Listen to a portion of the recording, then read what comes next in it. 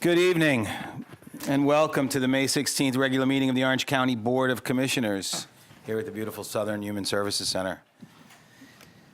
We have a fabulously wonderful agenda tonight. There are some items at our places, Commissioners. There's a PowerPoint that goes with item 4D. There's some information about the Veterans Memorial. There's a handout for item 6A. And you've also got a copy of the Orange County Master Aging Plan. So, are there any additions or changes to the agenda this evening? All right, then we will forge ahead. The first item is always public comments, and as most of you may know, the public comment period is divided into two sections.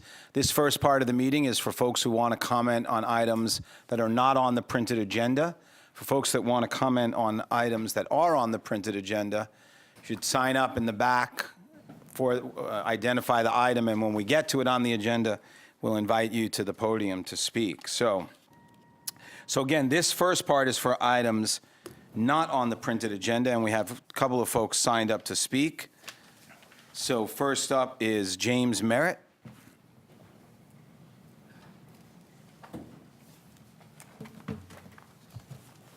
Hey, good evening. Good evening.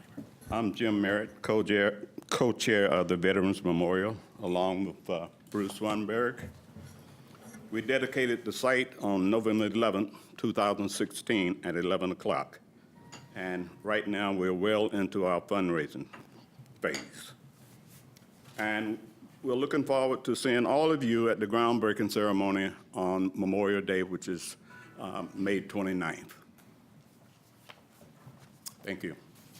Thank you very much. We look forward to that as well, and thank you for you and your colleagues' efforts in the fundraising around this project. It's going to be a very exciting addition to the Southern Human Services campus. We have another person signed up to speak, is Barbara Elder. Welcome. I'd like some of your minutes, Jim. Let me see if I can do this. Okay, do I, We'll take care of that. I'm here tonight to share some information regarding 3 organizations working on behalf of our children and youth who live with a mental illness and their families. They are NAMI Orange, Faith Connections on Mental Illness, and Mental Health Community Connections. Hopefully all of you have seen this article on page 6 and 7. May is National Children's Mental Health Day, week, and month. In most of our Chapel Hill, Carrboro City schools, it was recognized by the wearing of green and daily announcements. 10 schools had bulletin boards displaying this event. Last year, there were only 3. The meaning of green. A number of years ago, people with a mental illness wore green, and they were shunned. That was to shun them. But now that color has been turned around, and it's to bring hope, spring, new beginnings, and so thus green. Due to the lack of time, let me tell you about Mental Health Community Connections. Its purpose is to connect school and community partners to promote a collaborative climate that supports mental wellness practices and is inclusive, supportive, and appropriately responsive to students and their families who are impacted by mental illness. The accomplishments I think I've already named. Now, how can the county commissioners support our efforts? Of course, take action. I understand you already are. Thank you. Proposals will come from both school systems. Remember Club Nova, Freedom House, and these other organizations. Let me share with you an event, a vignette that explains kind of why Mental Health Community Connections is really determined to make a difference. This is a true story in the life of one of our high schools. The school bell rings. It's French. There's a boy who always skips class because of insomnia. Next period, biology. The teacher goes outside quickly, is having a panic attack. In theater, the student who says that he is depressed and wants to kill himself. In math, the student who lives with OCD and cannot keep up in geometry because his shape must be perfect. Lunch, the girl who is too scared to talk to people because she hears voices are telling her she can't do it. In gym, the girl who thinks she's too fat and has to adjust her clothing to hide her scars. English, the kid who is really good at writing but who cannot speak because he's too nervous. Social phobia. And the last period, history. An insecure person making fun of other kids. This particular child, her parents are going through a divorce. Dealing with mental illness has many, many moving parts. The family, the school. One more paragraph. Go ahead, please. The hospital, sometimes the faith community, and sometimes the police department.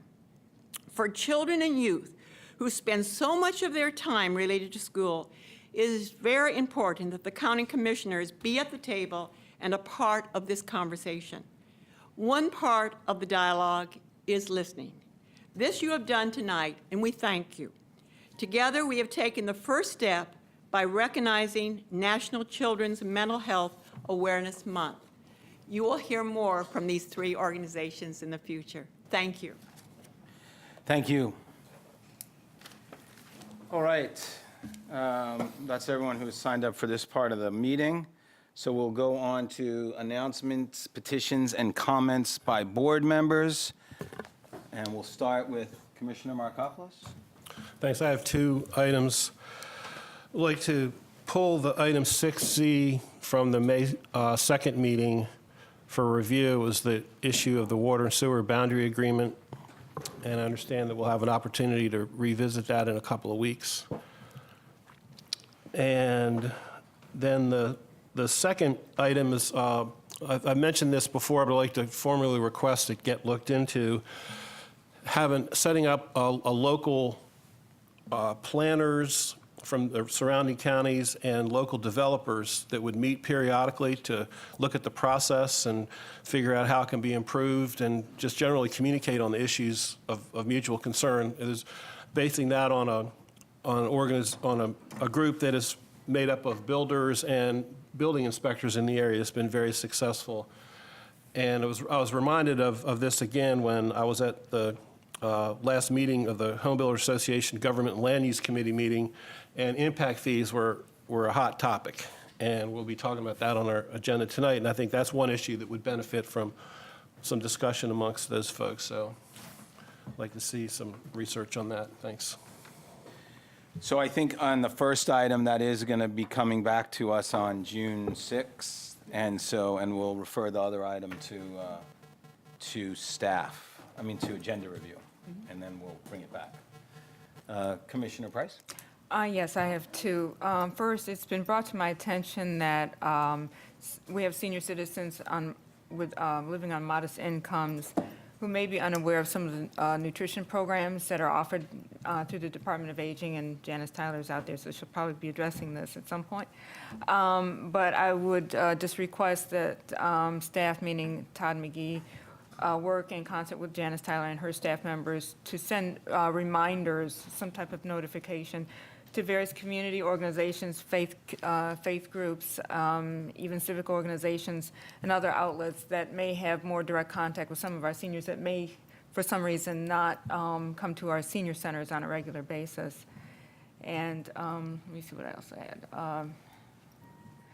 I was the one program in particular was the supplemental food program, and they'll be administering that program.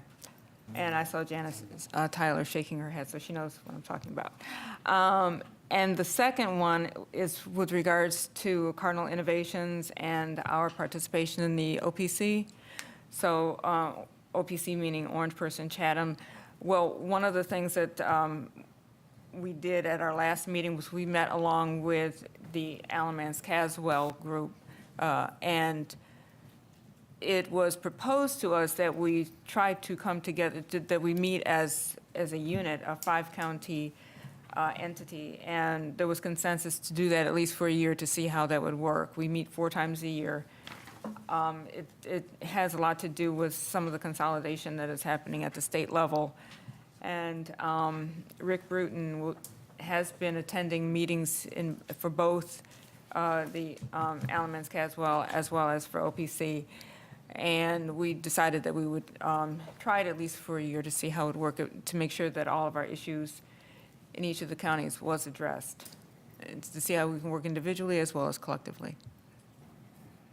So is there a petition in there? I mean, are they still That's an going to be two announcement. separate organizations just meeting together? It won. So does that require any action by the counties? to No, change that was an announcement. Okay, great, thanks. Commissioner Rich?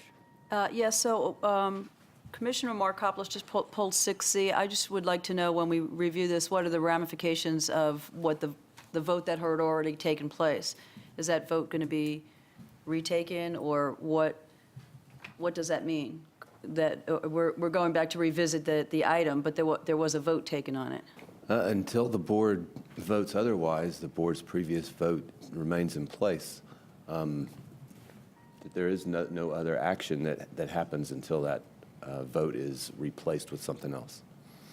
Okay, so we're going to get information and revisit it, and possibly on June 6th take a different vote? Is that what we're looking at?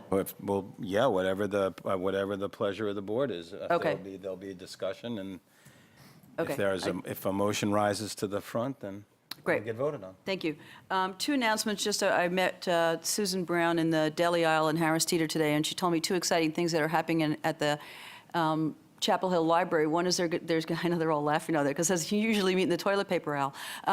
There's a coffee, there was been some coffee pop-ups in the past year at the library, and now the Gray Squirrel from Carborough is going to actually have set up a regular coffee shop there, which I think is really exciting. And then the second one, also about the library, they are going to try and have a bookmobile again. And I'd like to follow along with what they're doing. They got federal grants to do it. It's not going to be the kind of bookmobile that they had when I was a kid. It's going to be more like a sort of a food truck, and they bring books to different events around town where folks can take up books from that bookmobile. So I'd just like to follow along with that, see if it's successful, and see if it's something that we'd be interested in doing in the future. Thank you. Commissioner Burrows? None tonight. Commissioner Jacobs? I have an observation, a question, and a report. The observation is when we had Small Business Week and the economic development staff went around the county and had different meetings, it never made the county calendar on the website. So I don't know how easily people would have been able to find it, but staff also didn't know why it wasn't on the website because they had requested it. My question is, we got a letter months ago from the emergency services staff requesting that we consider renaming the building in which they're presently headquartered for Nick Waters, the deceased director of emergency services. And I don't know what happened to that request, but I would like to get an answer. And if we need to have a discussion at a board meeting, I would certainly be glad to lead that presentation.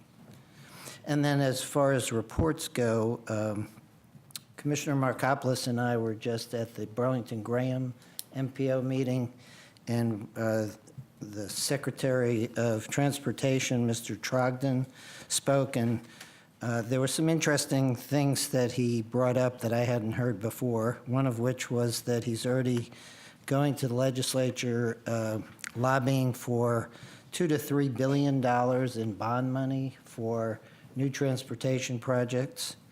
He wanted to add 130 more projects. There are currently 513 in the pipeline, and he wants it to go up another 130.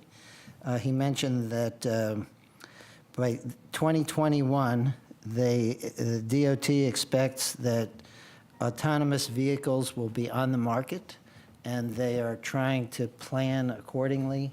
And even though it seemed highly unlikely in some of the ways that he was so confident that they would be able to use lanes, was it 4 times more efficiently? You could fit 8,000 cars because they'd only be a foot apart. and they could just go at 70 miles an hour in nice little clusters. Of course, if anybody decided at the last minute that they were going to miss their exit, I don't know what you do, but I'm sure they'll figure that out at some point. And then he also talked about how they're going to try and find projects in the $1 to $2 million range that are more local projects through the mobility program, and they're going to try and fund those.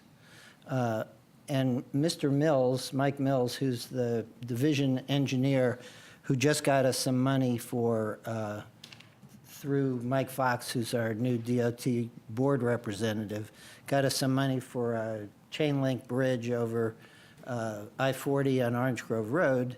We had, if Mr. Benedict is here, he would remember 15 years ago, we had a citizen come and suggest that other states used prefab pedestrian bridges, which cost about a third of a newly constructed pedestrian bridge that DOT would do. And we were told that DOT would not consider prefab bridges. So I asked the secretary, and I barely got the words out of my mouth. He said, absolutely, we're going to do things faster, and we're going to do things cheaper.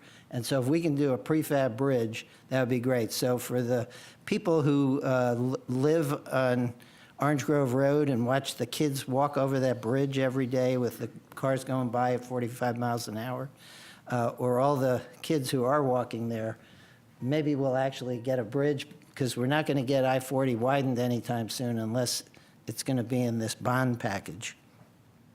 And then finally, I just wanted to thank Mr. Mills for helping to get at least an interim solution to having those kids walk on the bridge, because anybody who's seen them, there's no sidewalk. The cars are almost right at their feet, and it's not a very safe situation. So at least if they get pushed toward the fence, I told Mr. Mills it was like what attorneys call an attractive nuisance, because the kids can now climb on the fence instead of just walking across and being in danger of falling over into the interstate. All right, we will, on the naming thing, we'll bring that back and get that on an agenda. Commissioner McKee? I'll start off with autonomous cars running 1 foot apart at 70 miles an hour. I think I'll buy stock in a wrecker service. But my apologies for being a few minutes late. I was held up by a call from a gentleman who was quite concerned over internet access, DSL service on landlines, and no service at his home, which we have all heard quite a bit before. He was also very concerned over what he termed a lack of service for his taxes. So I'll address with the manager some of those concerns, and also some concerns he had with fire department responses and fire department response times, and the number of departments that are sent out on a house call. I also had a call earlier today about a potential closure of a group home dealing with mental health folks, similar to Club Nova. I'll also address that to staff to get some follow-up for the board on what's going on with that and its interaction or non-interaction with Cardinal Innovations funding. So I'll have the staff respond to these concerns. Great, thank you. All right then. Moving on to item 4, proclamations, resolutions, and special presentations. And we have a bounty of them today. So first up is item 4A, Emergency Medical Services Week proclamation. The board will consider approving a proclamation designating the week of May 21st to 27th as Emergency Medical Services Week in Orange County. Kim Woodard will make a presentation. Thank you. Thank you. Thank you so much for having us.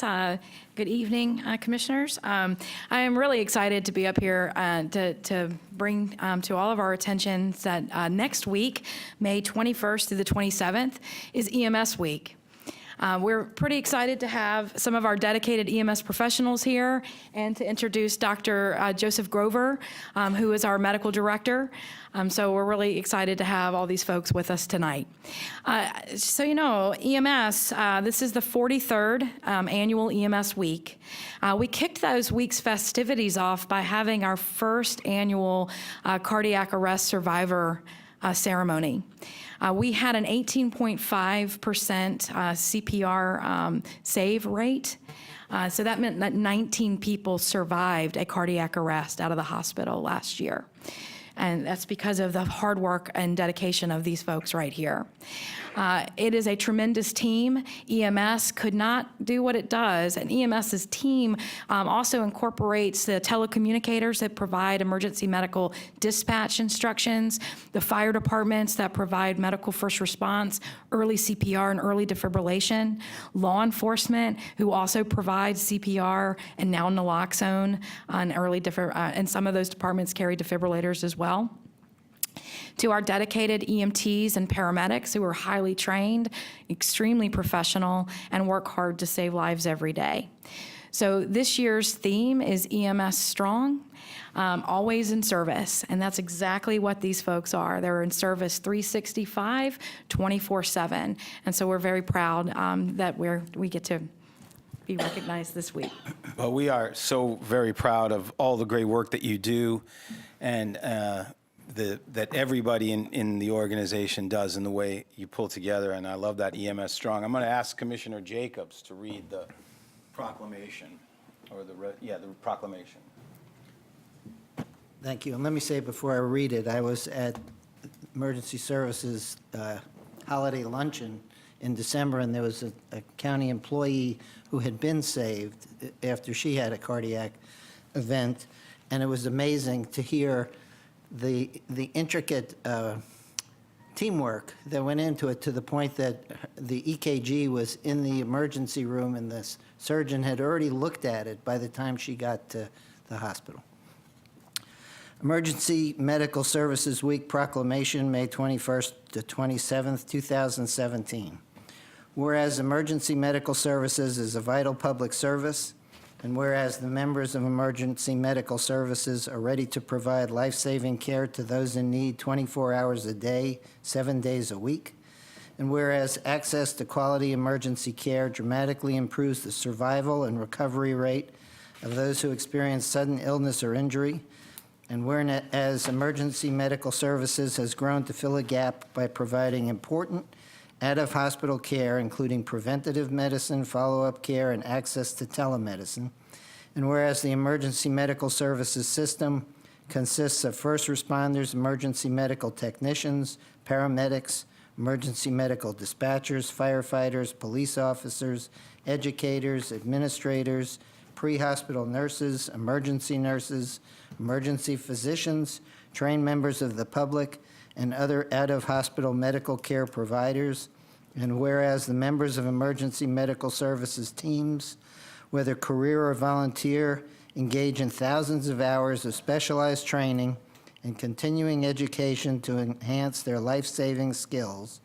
And whereas it is appropriate to recognize the value and the accomplishments of emergency medical services providers by designating Emergency Medical Services Week, now therefore we, the Orange County Board of Commissioners, do hereby proclaim the week of May 21st to 27th, 2017 as Emergency Medical Services Week, and with the theme EMS Strong, Always in Service, encourage the community to observe this week with appropriate programs, ceremonies, and activities.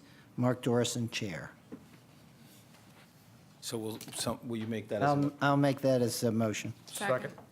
Motion's been made and seconded. All those in favor, say aye. Aye. Those opposed? That motion passes unanimously.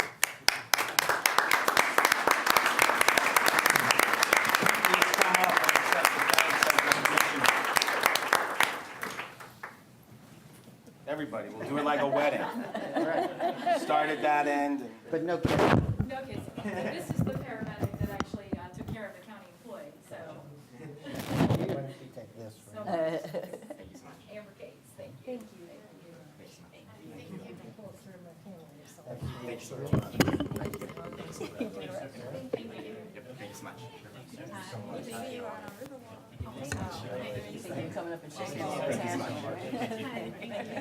Thanks. All right. Item 4B is a resolution of approval for a conservation easement for the Lick Creek property and approval of Budget Amendment 9A. The board will consider a resolution to approve the joint acquisition of a conservation easement by Orange County and the Eno River Association and the acceptance of a conservation easement for the Gledhill Lick Creek Conservation Property. Approve Budget Amendment 9A and authorize chair to sign. Our good friend Dave Stansel is here to make a presentation. Yes, thank you. Good evening. And before I do so, I want to take a moment, if I could, to introduce to you our new land conservation manager, this is her first day in the office, so she's jumping into things as we knew she would very quickly. Kim Livingston is her name. Fortunately, our friends at the Eno River Association don't seem to be too angry at us because we've hired away their conservation director. Hopefully, we'll continue to have a good partnership, and we've talked a bit about our longstanding partnership, of which this is one item tonight. Kim has degrees in natural resource management and landscape architecture from North Carolina State. As I said, she's been the conservation director for the Eno River Association the last few years. Prior to that, she was the Conservation Reserve Enhancement Program Administrator for the Division of Soil and Water in Raleigh, and also worked for Wake County Parks, Recreation, and Open Space for a few years. So we're delighted to have her with us. We are already very familiar with her work, and we're looking forward to many good things to come. So, I don't know if you like Welcome. Thank you. I am excited to be here, and I look forward to working with you in the future. Thank you. Okay, and to one of those partner projects. Unfortunately, the Gledhills are not able to be with us tonight, but in their stead, we'll try and present it very briefly through this slideshow, the conservation easement for what's known as the Lick Creek property. Lick Creek is a tributary of the East Fork of the Eno. It also flows into Lake Orange. And as you can see on this slide, it's owned by Jeffrey and Jane Gledhill on Car Store Road. They also, as you probably know, on the other side of the road have a farm known as Windy Hill Farm. This is actually a 30-acre woodland tract that's on the south side of Car Store Road. And as noted, the streams on the property, and there are quite a few, as you'll see in a moment, drain to Lake Orange and East Fork of the Eno. So this, rather than being an agricultural easement, which we may see more of in the vicinity in the future, this is an easement designed more about protecting watershed, water quality, and forest habitat on this part of the property. This context map, it's kind of hard to see. I'll try and use the cursor, but Lake Orange is located here in northwestern Orange County, the West Fork of the Eno Reservoir, and in the red here you can see the Lick Creek property on the south side of Car Store and see how it drains into the Lake Orange area. Just a couple of quick pictures. This is a photo from Car Store Road. The forested property on the right is the property in question. And here's a picture of the forest interior. This is Lick Creek itself, one of those tributaries of the East Fork of the Eno River. Obviously, since the Eno River is a stream that doesn't get a lot of flow and doesn't get a lot of water, protection of the water quality upstream in the Eno has always been of paramount importance in Orange County. This is one of those unnamed tributary streams that joins Lick Creek. And a grove of poplar trees on the property. So a lot of interesting mix of hardwoods and a stand of pine. So it's an interesting property from a natural resource standpoint, both in terms of water quality and also in terms of the vegetation and the wildlife habitat. This property is 30 acres in size. There's about 6,000 feet of stream that would be protected by the conservation easement. There would be forested buffers on the property. And as noted earlier, it does drain downstream into Lake Orange and into Corporation Lake and into Lake Ben Johnson there. So certainly is in public water supply and in a public supply watershed.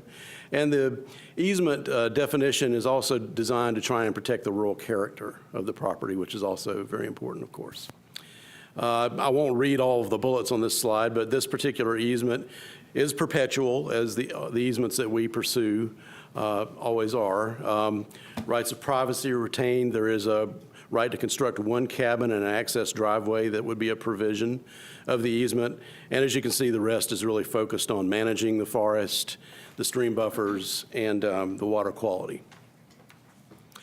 Funding partners, this obviously is a project that the Eno River Association has worked very diligently on, and Kim has been very involved in that, so she is very knowledgeable about this project. But we also are very fortunate to have again received funds from the Upper Neuse Clean Water Initiative, which is City of Raleigh money that goes towards water quality initiatives upstream of Falls Lake.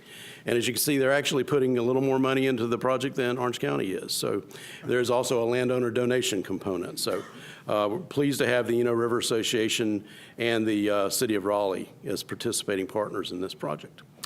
And so this is yet another Lands Legacy project. We currently have 2,244 acres of significant natural areas and prime farmland within conservation easements in Orange County. This would add 30 acres of significant woodlands and water quality. And I will stop there. Be glad to answer any questions. Are there any questions? Commissioner Price. So just for clarification, you had said that Orange County is putting in $34,000, but actually, according to our abstract, there's another $8,500?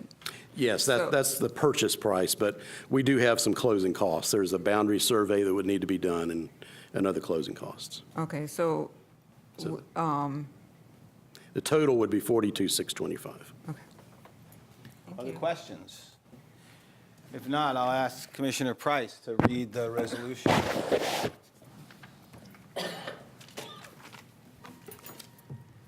Approval of conservation easement between Orange County and the Eno River Association and Jeffrey and Jane Gledhill.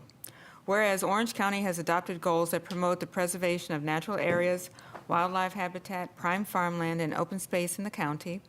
And whereas Orange County established a Lands Legacy Program for the purpose of protecting the most significant natural and cultural resources through partnerships with landowners and other conservation entities.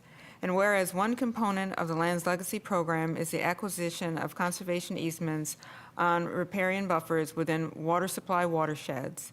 And whereas the Gledhill Lick Creek property includes approximately 30 acres in the Upper Eno Protected Watershed that includes 6,000 linear feet of streams that drain to the East Fork Eno River and to Lake Orange, a drinking water supply reservoir for Hillsborough. And whereas Jeffrey and Jane Gledhill, the owners of the Lick Creek property, wish to grant a permanent conservation easement to Orange County and the Eno River Association, which will protect the forested riparian corridors on the property. And whereas a conservation easement on this approximately 30 acres would ensure the preservation of this forested property and stream buffers for future generations, now therefore be it resolved that the Orange County Board of Commissioners does hereby, 1, accept on behalf of Orange County the conservation easement for land owned by Jeffrey and Jane Gledhill, 2, approve the execution of this conservation easement agreement with Jeffrey and Jane Gledhill in accordance with the terms of the proposed easement agreement, subject to final review by staff and the county attorney. 3, authorize the chair and the clerk to sign the easement agreement on behalf of the board, with a closing to occur on or about June 30th, 2017. And 4, authorize county staff to sign any and all closing documents upon consultation with the county attorney. Be it further resolved that the board thanks Mr. and Mrs. Gledhill for their civic-minded granting of this conservation easement through the Lands Legacy Program and for donating a significant portion of the value of the conservation easement. This is 16th day of May 2017. So moved. Second. Motion's been made and seconded. All those in favor? Aye. Those opposed? That motion passes unanimously. Thank you. Mr. Chair. Yes. Commissioner Jacobs. I was in contact with Mr. Gledhill by email today, and he invited us, when he's feeling up to it, to come and take a walk along the creek. And he also said he thinks the road that connected downtown Cedar Grove with the historic Eno graveyard, where the Eno Presbyterian Church was located on the western shore of the Eno in colonial times, runs along the southern boundary and entirely within his property. So he would be glad to have us come out and visit. I guess it'll be a little while, but he'll let us know. That'd be great. Thank you. Mr. Chair, if I could, we've noticed that there is a budget amendment 9A that's associated with this that I don't think was referenced in the resolution, so if the board could also approve the budget amendment related to this. Sorry, I didn't catch that before the That's fine. resolution. I should have caught that. Motion to approve Budget Amendment 9. Second. Any discussion? 9A, yes. 9A, I'm sorry. Any, so it's Yes, 9A, yes. thank you. Yes. Yes. Any discussion? All those in favor? Aye. Those opposed? That passes unanimously as well. Thank you very much. Thank you. Next up, item 4C, Older Americans Month Proclamation and National Senior Center Accreditation Recognition. The board will consider approving a proclamation joining federal and state governments in designating the month of May 2017 as Older Americans Month and a time to honor older adults for their contributions to society, and to Orange County to authorize the chair to sign, and to recognize the Passmore and Seymour Centers for becoming nationally accredited senior centers with the presentation of accreditation plaques. Janice Tyler. Good evening. Good evening. Janice Tyler, Director of the Orange County Department on Aging, and we are here this evening just to do that. The proclamation for Older Americans Month, this year's theme is Age Out Loud. And then also we're here to recognize our senior centers as nationally accredited. We are now joining only 3 other senior centers in North Carolina that are nationally accredited. There are only 116 that are nationally accredited in the whole U.S., and there's 10,000 plus senior centers. I'd also like to recognize 3 of the staff that worked on this. They never gave up on this process. We have been working at this for a very long time. I'd like to recognize Myra Austin, who is the Senior Centers Administrator.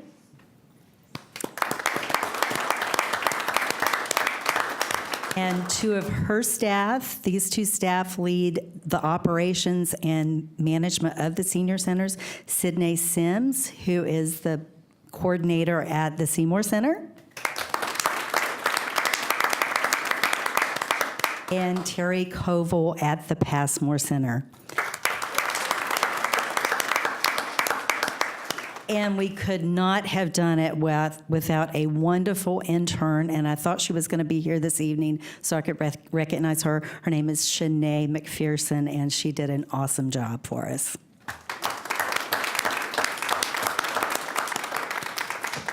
All right, thank you. I'll ask Commissioner Markopoulos to read the proclamation.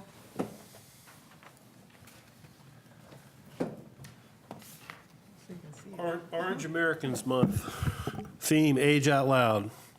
Whereas Orange County includes over 26,000 persons aged 60 and older, and whereas Orange County includes older Americans who richly contribute to our community, and whereas we acknowledge what it means to age has changed for the better, and whereas Orange County is committed to supporting older adults as they take charge of their health, explore new opportunities and activities, and focus on independence, and whereas Orange County can provide opportunities to enrich the lives of individuals of all ages by involving older adults in the redefinition of aging in our community, promoting home and community-based services that support independent living, encouraging older adults to speak up for themselves and others, and providing opportunities for older adults to share their experiences. And whereas Orange County provides many of these opportunities through the senior centers, which recently achieved national accreditation and are also recognized as centers of excellence in North Carolina. Now, therefore, we, the Orange County Board of Commissioners, do hereby proclaim May 2017 to be Older Americans Month and urge every resident to take time this month to acknowledge older adults and the people who serve them as influential and vital parts of our community. Will you make that motion? I move that we adopt this proclamation. Second. Motion's been made and seconded. All those in favor? Aye. Aye. That passes unanimously. And I'll just also read you these. These are the accreditation awards. They say the same thing. So one's for the Seymour Center, one's for the Passmore Center, and it notes that both the Seymour Center and the Passmore Center has earned the status of national accreditation by meeting established senior center standards of excellence developed by the NCOA's National Institute of Senior Centers. So congratulations. And Mr. Chair, if I might.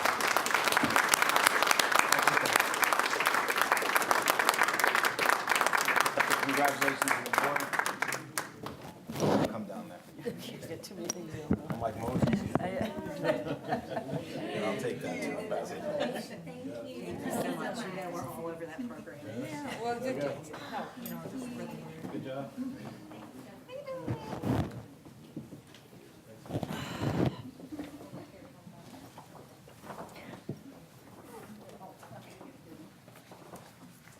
Do a photo bomb more.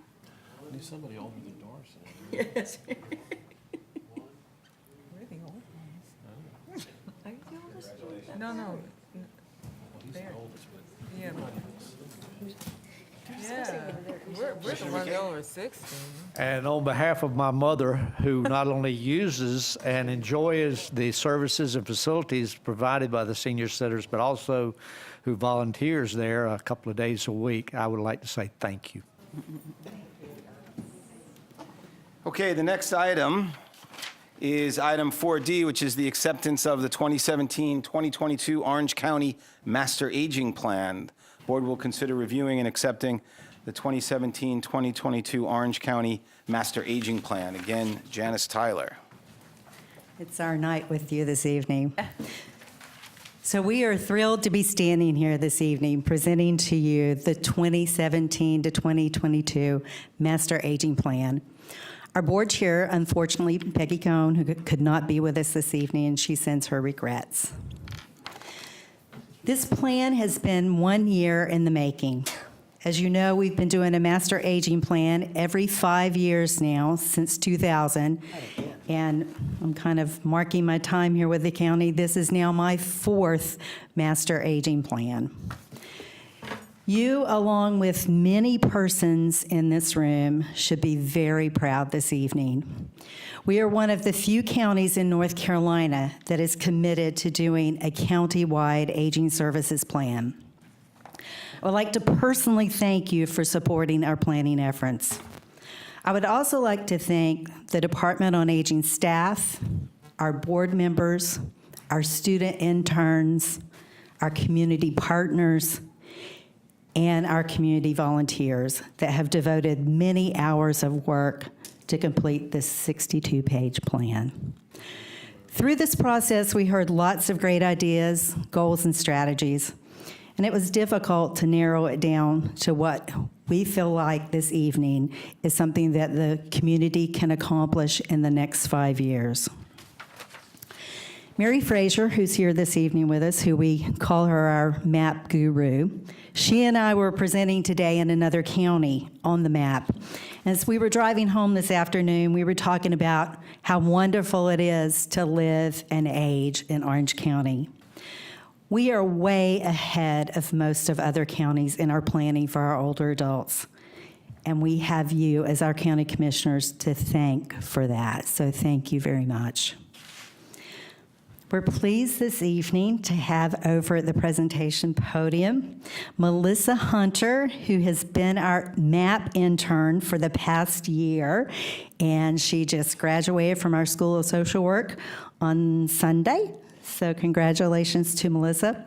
We could not even begin to list all the things that she has helped us with this year, and we certainly could not have done this plan without her. So it's my privilege to introduce her, to introduce our plan, and Mary Frazier and I will be available for questions. Great. Well, thank you so much. So like Janice said, this was my big project for the year with my internship at the Department on Aging. So I'm going to tell you a little bit about the process of the plan and the content that is in the plan. But first, I would really like to talk briefly about the context of aging in Orange County. I'm sure you've heard it before, but the number of older adults in Orange County is growing.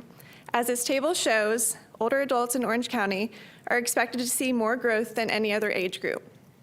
By 2035, persons aged 60 and over will represent 26% of Orange County's population, while children aged 0 to 17 will only represent 17% of the county's population. This chart illustrates that projected population growth. The growth reflects the crucial importance of considering Orange County's older adults and their caregivers when thinking about county and town activities, resources, and support. Orange County is lucky to have a diverse group of older adults who have many different experiences and talents and much wisdom to share. With our growing older adult population in mind, the Department on Aging created its Master Aging Plan, or MAP. The Orange County Department on Aging creates the Master Aging Plan as part of its strategic planning process every 5 years. The purpose of the plan is to outline anticipated need for the county's aging population and to facilitate cooperation among many stakeholders to meet these growing demands. It's truly a work plan that the Department on Aging refers to regularly throughout the 5 years. Orange County is using the World Health Organization's and AARP's Age-Friendly Communities Initiative as a framework for the 2017 to 22 Master Aging Plan. This initiative was launched in 2006 by the World Health Organization in an effort to help cities prepare for a rapidly aging population. There are 8 domains that comprise a community's age friendliness. These include outdoor spaces and buildings, transportation, housing, social participation, respect and social inclusion, civic participation and employment, communication and information, and community support and health services. We use these domains to frame our work. Orange County was the first county in North Carolina to join the AARP network of age-friendly communities. And while Matthews, North Carolina was the first city in Orange County to become an age-friendly city, we hope that some of our own towns may be interested in joining that network in the coming years. We want to note that becoming an age-friendly community impacts more than just older adults. An age-friendly community is inclusive, accessible, and supportive of all residents, regardless of age, ability, or any other characteristics. We're all aging, and this framework ensures that Orange County will continue to be a great place for anyone to live. So now you know a little bit about our framework, and I'm going to tell you now about our data collection. So we spent the summer and fall of 2016 hearing from the community. 3 questions really guided our data collection. These questions were, what are you worried about when you think about aging? What do you think Orange County is already doing really well? And what would you like to see happen? Or what are some magic wand ideas you have for solutions? We asked these questions in a variety of different places. Over 1,000 people opened our community survey with the intent to respond. We had 13 focus groups with 63 participants held across the county in multiple languages. We had 2 3-hour community meetings with nearly 100 participants, and Janice conducted key informant interviews with 34 leaders from 26 agencies in county and town government, healthcare, religious organizations, community service, and others.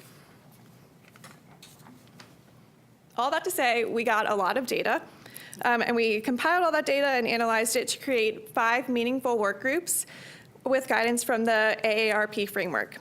These work groups were groups of experts and interested community members who came together to study the issues, formulate the goals, objectives, strategies, and outcome indicators for the Master Aging Plan. We had 136 work group members led by 27 facilitators and note takers. Work groups discussed and planned for issues specifically related to their domain, but also all work groups considered 5 cross-cutting issues: communication, diversity of older adults, intergenerational opportunities, addressing social isolation, and including older adults in the solutions. All work groups followed a similar meeting structure. They met 5 times over 9 weeks to do this work, and many continued their work outside of the meetings as well. The 5 work groups and their subgroups drafted their own sections of the Master Aging Plan. The work groups were facilitated by members of the MAP leadership team, primarily made up of representatives of the Orange County Advisory Board on Aging, OCDOA program staff, consultants, and students. Throughout the process, we reported progress to the MAP Steering Committee. The MAP Steering Committee is made up of leadership from a range of town and county government agencies, local healthcare providers, nonprofits, and other organizations who have some stake in the future of older adults in Orange County. They assisted with recruiting membership for the work groups, recommending staff and other relevant parties that should be involved, and provided feedback on the Master Aging Plan. Ultimately, the organizations and agencies in the steering committee share with the OCDOA some responsibility in implementing and evaluating the goals, objectives, and strategies set forth in the map. You can look at a list of our steering committee members on pages 48 and 49 of the map. Finally, you all, the Board of County Commissioners, have involvement in the process.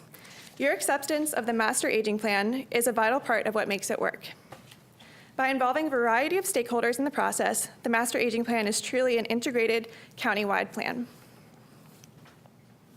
So that's a little bit about the process. Now let's talk about the content. The Master Aging Plan before you begins with an executive summary and then provides more detail about the process and demographics of our county. Beginning on page 17, we outline the goals, objectives, strategies, outcome indicators, and responsible agencies for each of the 8 friendly domains. It's a lot of content, and we do hope that you'll take some time to read through all of the detail, but I'm just going to summarize the goals and objectives of each domain. And you can look at the goals and objectives beginning on page 2 of the Master Aging Plan. So our first goal was related to outdoor spaces and buildings. The goal of this group is to optimize usability of these spaces for older adults.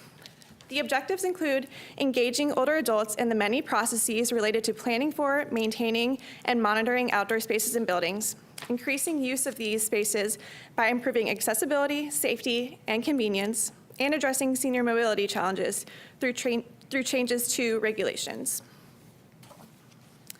The goal for transportation is essentially to help people get where they need and want to be easily and affordably. Objectives for this domain are focused on expanding availability of transportation, overcoming barriers to mobility, and increasing awareness of travel options. Our housing goal is to improve choice, quality, and affordability of housing, including housing with services and long-term care options. To do this, we'll need to take a look at the policies related to housing in the county, create affordable senior housing options, make existing housing more accessible, educate the public about housing options, encourage the community to support people living in long-term care settings, and find ways to help people age in their communities. The next goal is to promote diverse and accessible opportunities for participation and engagement of older adults. This goal is really centered on generating more opportunities for older adults to participate in their communities in a wide variety of ways. Respect and social inclusion is all about upholding older adults as valuable members and resources of our community. To do this, we should focus on creating a community that is inclusive, welcoming, and livable for all, and on promoting social inclusion and community cohesion. Our goal for the domain of civic participation and employment is to connect older adults with paid employment or meaningful volunteer experiences. This means creating new pathways to employment, increasing opportunities for older adults to learn job-related skills, helping local employers see the value of our older adult workforce, and expanding volunteer opportunities for older adults. The goal for community support and health services is to ensure that resources are available to support individual health and well-being goals throughout the stages of aging. The objectives for this goal are broad and include increasing resources for health, wellness, and aging in place, improving collaboration between medical providers and the Department on Aging, addressing food insecurity, increasing community support for aging individuals, and supporting end-of-life planning. Finally, it's important that we communicate with older adults and their families about the resources and services available so that they are better able to make informed decisions. So that's a very broad view of our 2017 to 22 Master Aging Plan, but you can see that it's a complex and comprehensive plan for the next 5 years. So what are our next steps? Well, our current economic context requires both creativity and collaboration. This is not something that the Department on Aging can do alone, which is why we hope that our steering committee members, along with the towns, will join us in moving this plan forward. In terms of evaluation, the Master Aging Plan includes outcome indicators, which can help us measure success for each goal. We're also now thinking about ways to continue the work groups as part of an evaluation committee. Work group members would be able to hold each other accountable and to report progress. Sharing progress with the community is also something that we heard in our community feedback meetings. Our community members are invested in this work and want to know what is happening. Finally, we want to point out that this is a living document. Priorities may shift from year to year, and the map is a flexible framework that can keep us on track with a long-term goal in mind, creating an age-friendly community. So thank you so much, and I'm going to invite Janice and Mary to answer questions. All right, thank you. That was a great presentation. Well done, and congratulations on your graduation. Thanks. That's exciting. Are there questions for Janice or Mary or Melissa about this presentation? Commissioner Jacobs? I have a few. One is a suggestion, too. We always are concerned about having a gender-neutral language, and for marital status, you have widowed. I would suggest that it would be that spouse no longer living. Okay. The discussion of housing, developing a housing task force, have you been working with the other housing entities? Yes, we have. And we've brought them all together. That's the unique thing with our work groups, is that we were able to bring a lot of these folks together that had never sat together in the same room or around the same table. So we are planning on keeping some of those groups together. Yes. Great, because my observation is that senior housing is not at the forefront of people's consciousness yet. Right. And I think your suggestion about the urgent repair program is a good one. I wish you luck in thinking that it'll make things go faster, but maybe it will. It'll be more streamlined, at least to get the work started. Whether it makes it go faster will be another question. And this idea of senior center without walls, how are you going to do that? Is that video? We have talked about video, but once again, it's going out into the community, going to the community centers, going to the churches, going to senior housing, offering program at those locations, and we're already doing some of that. And there's a suggestion about involving seniors more on our advisory boards. And I would just like to suggest to the board when we have our work session in September, whether we might, it's not something, we look at various socioeconomic or just ethnic criteria that we're not supposed to look at. But we may want to remind ourselves somehow in our forms that part of this, the master aging plan, was to encourage us to include seniors. So even if it's just a statement on the forms, that might be something we want to talk about at our work session. Thank you. And actually, one thing you kind of referred to, but it seems like an insoluble problem in Orange County, is that about being more involved in more civic engagement. And one way to do that would be to have meetings during the day when seniors who can't see at night to drive could come to the meetings. But of course, for those of us who work and have definite work hours, it's hard to do that. And it's kind of it's a tension that doesn't seem to ever go away. But we don't, I would say my observation is that the Board of Commissioners doesn't try very hard to address that. And I at least would like to hear some suggestions about maybe whether there's a different time of day we could try and meet. Would we get more seniors if we started at 5 o'clock once a year, or once a quarter? Because it's just like people with childcare concerns have a difficulty coming at night, just like people who can't see very well to drive. And until we make our transportation system more robust, it would be we could look at the times of the meetings to encourage their attendance and participation.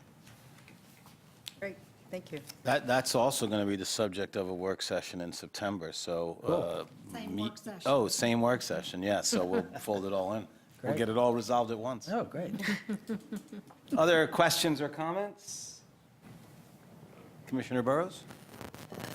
So, thank you for this piece of work and all the folks out there who were involved as well. This was quite an undertaking, and I was fortunate to have come to some of the MAP meetings and to see the number of people, but also the engagement of the folks in the planning and the discussions. It was really quite vibrant. One of the things I've come to understand over the last few years when you're thinking about housing for seniors is that there's a category that almost none of us think of as housing, which is long-term care facilities. Right. And so I'm really delighted, as you knew I would be, that that one of the objectives and strategies and indicators are around that. I think nobody plans to be in long-term care. Everybody wants to age in place. That is everybody's plan, but sometimes plans fall apart, and we really need to really be thinking about the quality of life in the long-term care facilities in our county. And we have our advisory committee that works on that, but there's lots more that can be done. So I really particularly appreciate that piece. Thank you. Commissioner Rich? Yeah, I want to say thank you, too. I know this is a lot of work, and you guys put your heart and soul into this. I also did want to just mention something about housing, and that is, I'm glad that you're working with the other groups, because as we know, we're seeing some housing for seniors coming up along Homestead, but they're not really affordable. So it's something that, and I know you keep in mind when you think about this, but it should always be in the forefront that when we're thinking about senior housing, that they don't have to be monster houses. They have to be, small units that that can accommodate seniors and that are affordable. So I like that you're going to keep working on that as well as everything else. And this, just remind me, this is a living document, so it will change as the groups come up with new suggestions and new ideas?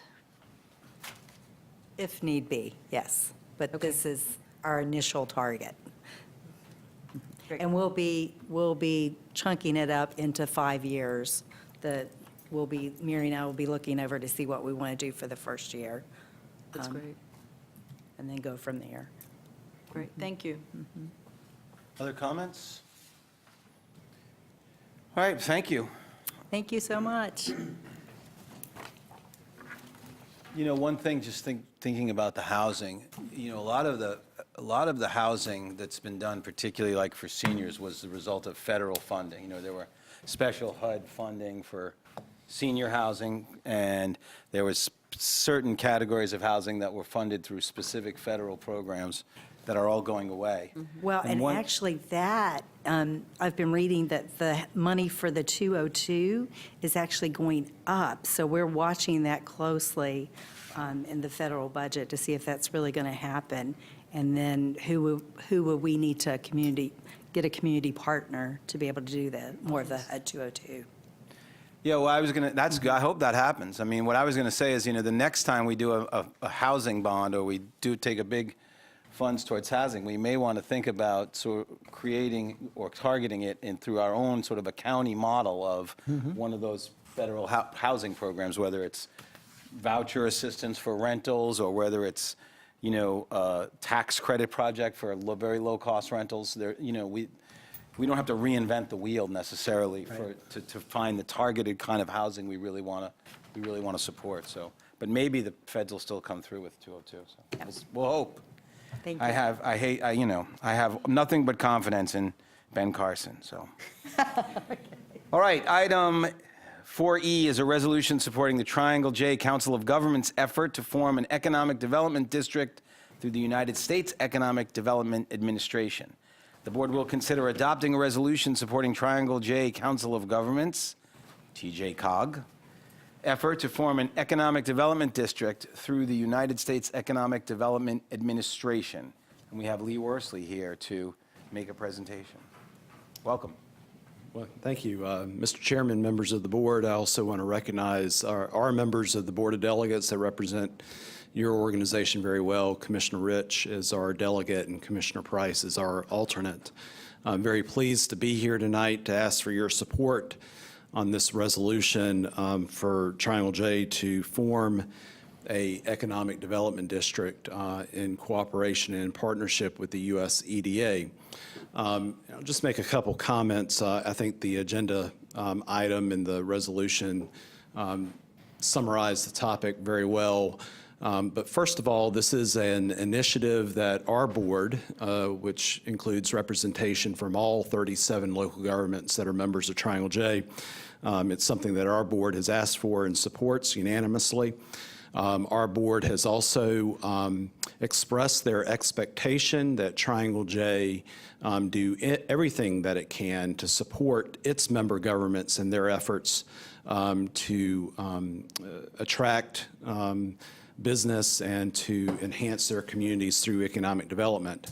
Having said that, this is not, I want to make very clear that an economic development district is merely an administrative designation by the US EDA indicating a formal relationship between EDA and the organization. So we are not getting into the economic development business or recruitment business. You all, I see Steve in the back, you all have talented economic developers and recruiters that do that for you, but the intent is to support our members with the relationship with the US EDA and to provide opportunities where we can help you with those gaps. It's interesting to note also that most other regions in North Carolina already have this designation and are working with US EDA. Triangle J and only one other region out west does not have that designation. And what it will do is enable us to bring down a small amount of federal funding to actually staff an additional position at Triangle J to support our member governments. The good thing for our members is there's no requirement for additional funding. We'll be able to match the funds internally with the work we're already doing on the foreign trade zone.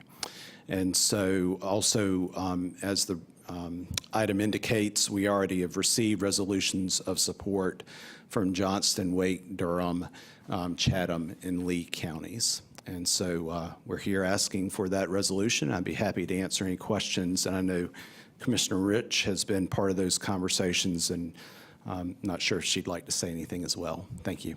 Commissioner Rich, do you want to add anything? I actually think you explained it very well. Just to reiterate that there is no funding that's coming out of Orange County to go to this. So this is just one of those, another thing that we could take advantage of the COG to become partners with them. And we do it with a lot of things. That we just had the aging. We do it with that and a lot of other areas. So this would just expand what we do with the COG too. Are there any questions?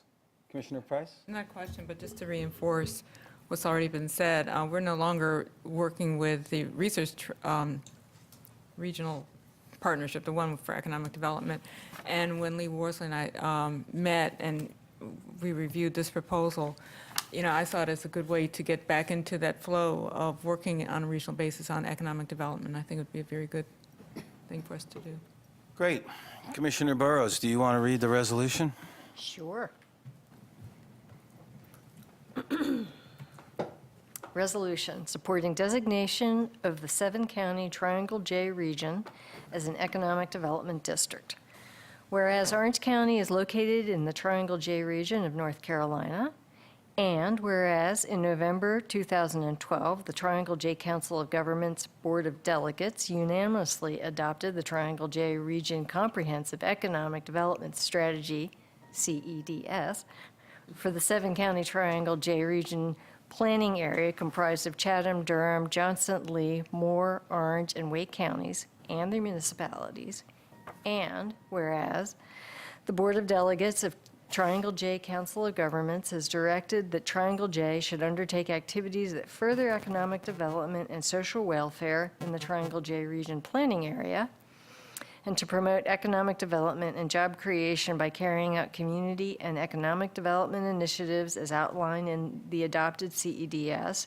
And whereas portions of the 7 counties within the Triangle J region meet all applicable measures of economic distress for unemployment and per capita income as provided in 13 CFR 301.3, for the 24-month period ending February 2017, and the region has experienced job losses that qualify through USEDA under special need, and whereas the Triangle J Council of Governments is seeking Economic Development District EDD designation for the Triangle J Region Planning Area through the United States Economic Development Administration, and whereas the designation of the Triangle J Region Planning Area as an EDD will further the community and economic development interests of the 7-county region and greatly enhance implementation of our regional CEDS by coordinating efforts to create jobs,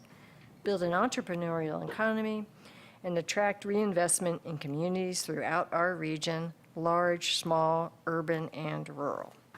Now, therefore, be it resolved that the Orange County Board of Commissioners, as duly elected authorized representatives of the people of Orange County, do hereby support the designation of the 7-county Triangle J Region Planning Area, comprised of Chatham, Durham, Johnson, Lee, Moore, Orange, and Wake counties and their municipalities, as an economic development district through the U.S. Economic Development Administration adopted. No, I shall move adoption of the resolution. Second. Motion's been made and seconded. Any discussion? All those in favor? Aye. Aye. Motion passes unanimously. Thank you. Thank you. Please come and accept the thanks of the board and this plaque suitable for framing. Thank you. Thanks, Lee. Yeah. Thank you.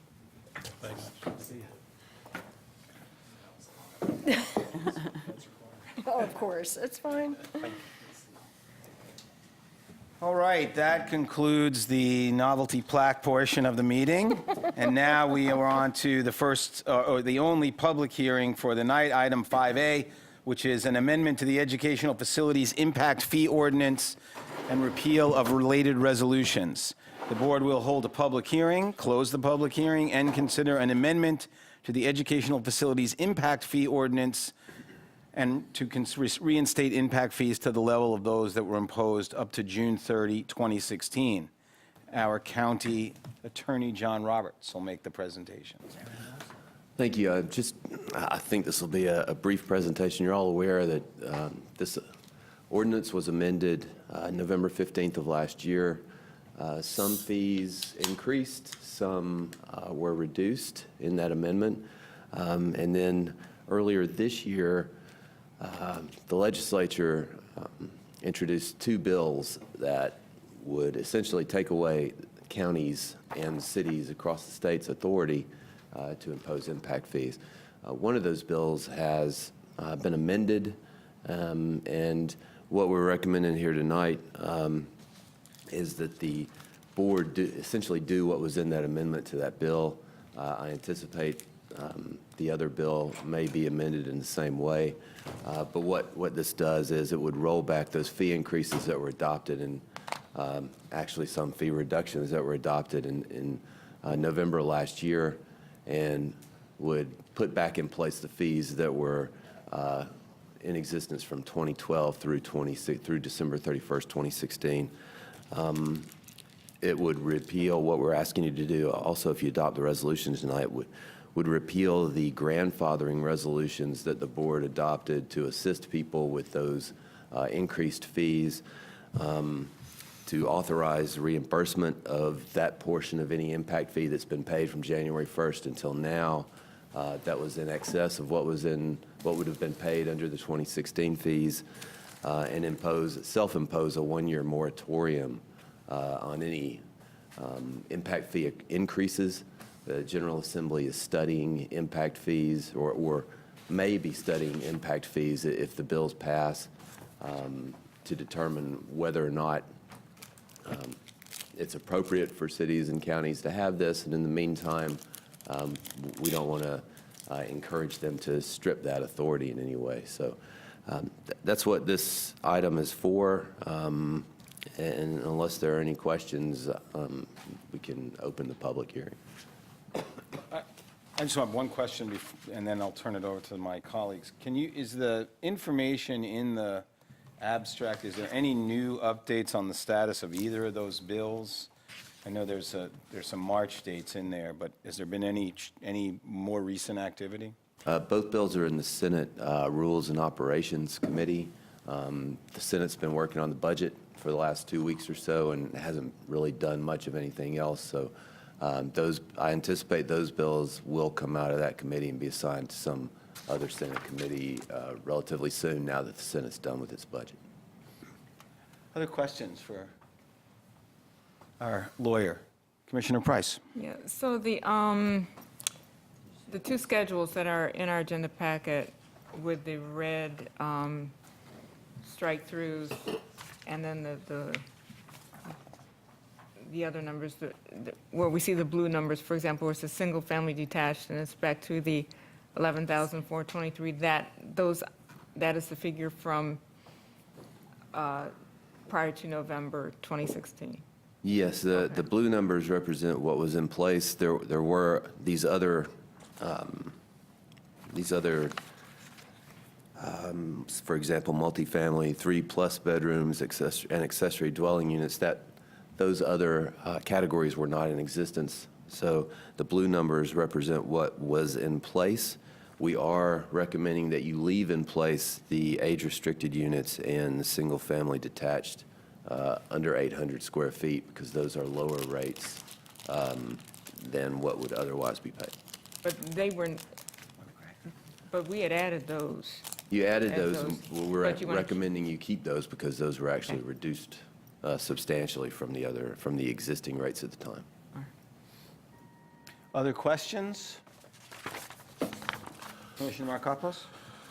Do we know how many single-family detached 0 to 3 bedrooms we've dealt with in the last year, as well as single-family detached 4+ bedrooms? Remember, we had that information while we were discussing this. So Back in November? Yeah, you can go back. It's all up there. Yeah. Okay. Sorry, we should have properly put that in there. Just curious because, I mean, it was a large number for an impact fee that attracted the attention of the people who decided to deep six it. And we've got a very large number again. Not sure of the implications of that. Well, one implication is what's also being taken out on this is the escalating fee. You know, what we originally adopted when, as you can see in what's crossed out, went up, you know, was an increasing scale. You know, so that's, yeah, you know, we also got, we moved from the just type of house to the bedrooms. You know, that was a change we wanted to make, ideally to make the thing more precise. Going back, we're back to the categories are single family, detached, multifamily, you know. They're a broader category.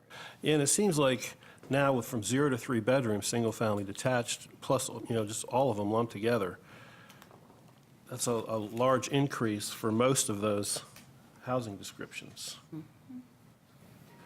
So, just an observation.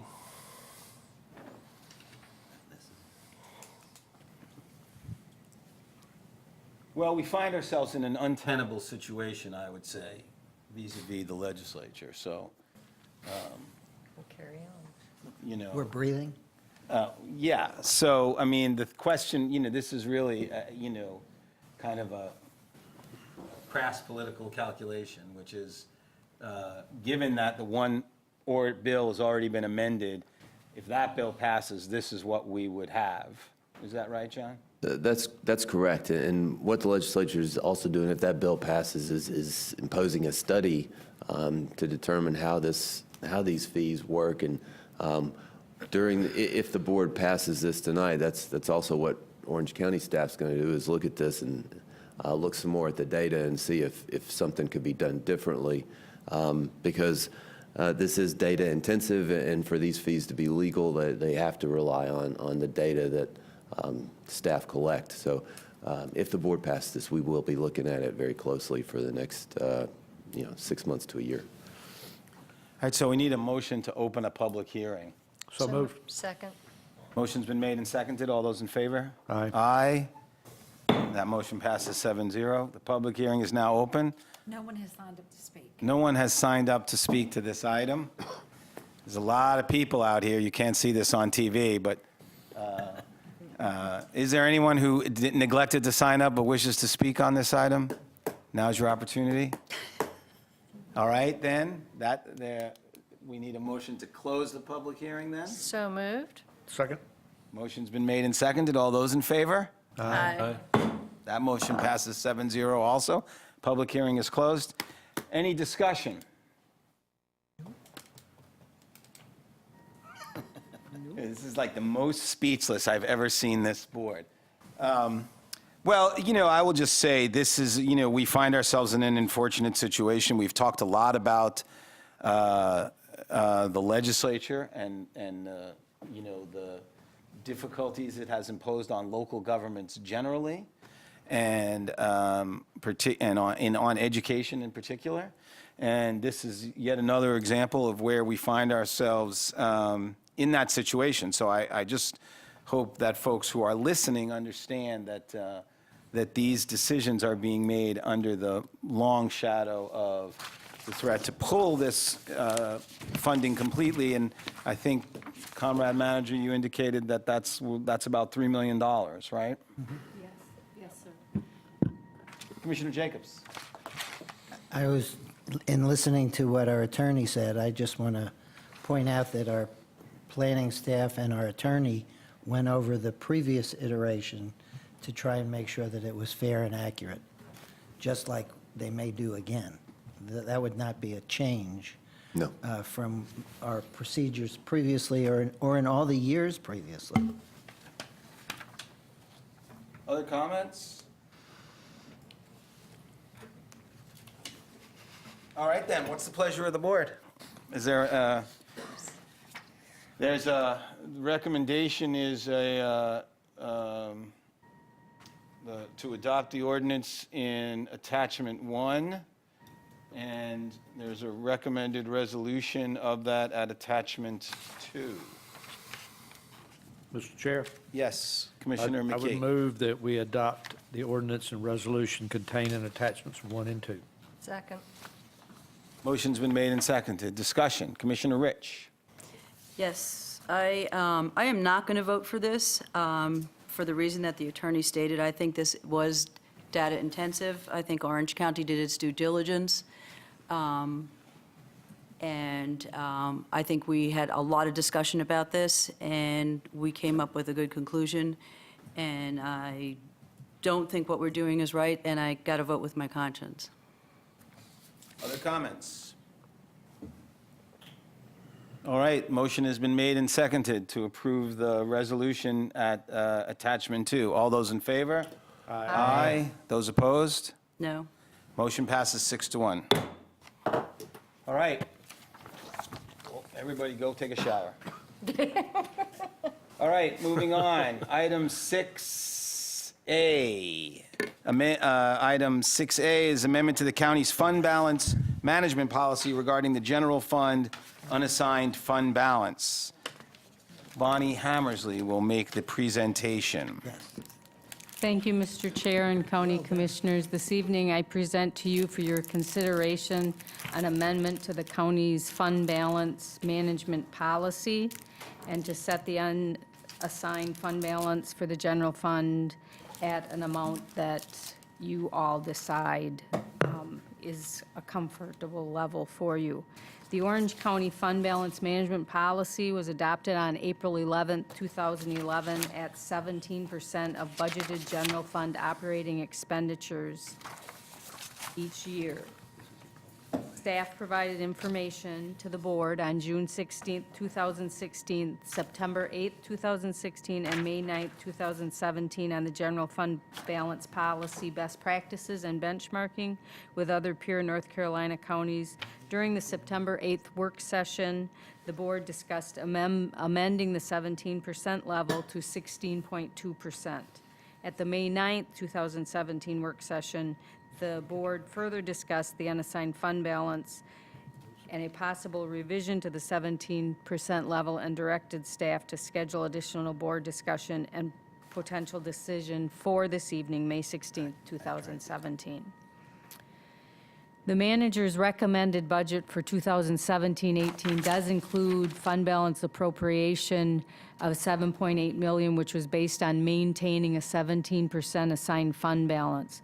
The 16.2% unassigned fund balance level discussed at the September 8th, 2016 work session would result in an additional one-time $1.7 million for appropriation for the fiscal year 2017-18 budget and would increase the fund balance appropriation. On May 9th, there was discussion on whether a percent change results in material recurring dollar amounts for appropriation in subsequent fiscal years. After additional review since that meeting, it's been determined that there's no material recurring dollar amounts from the percentage change, and the table below illustrates this point, and the table below was presented by our financial advisor, Davenport. At the May 9th meeting, the board also directed the county manager to come back with a recommendation if the board did decide to lower the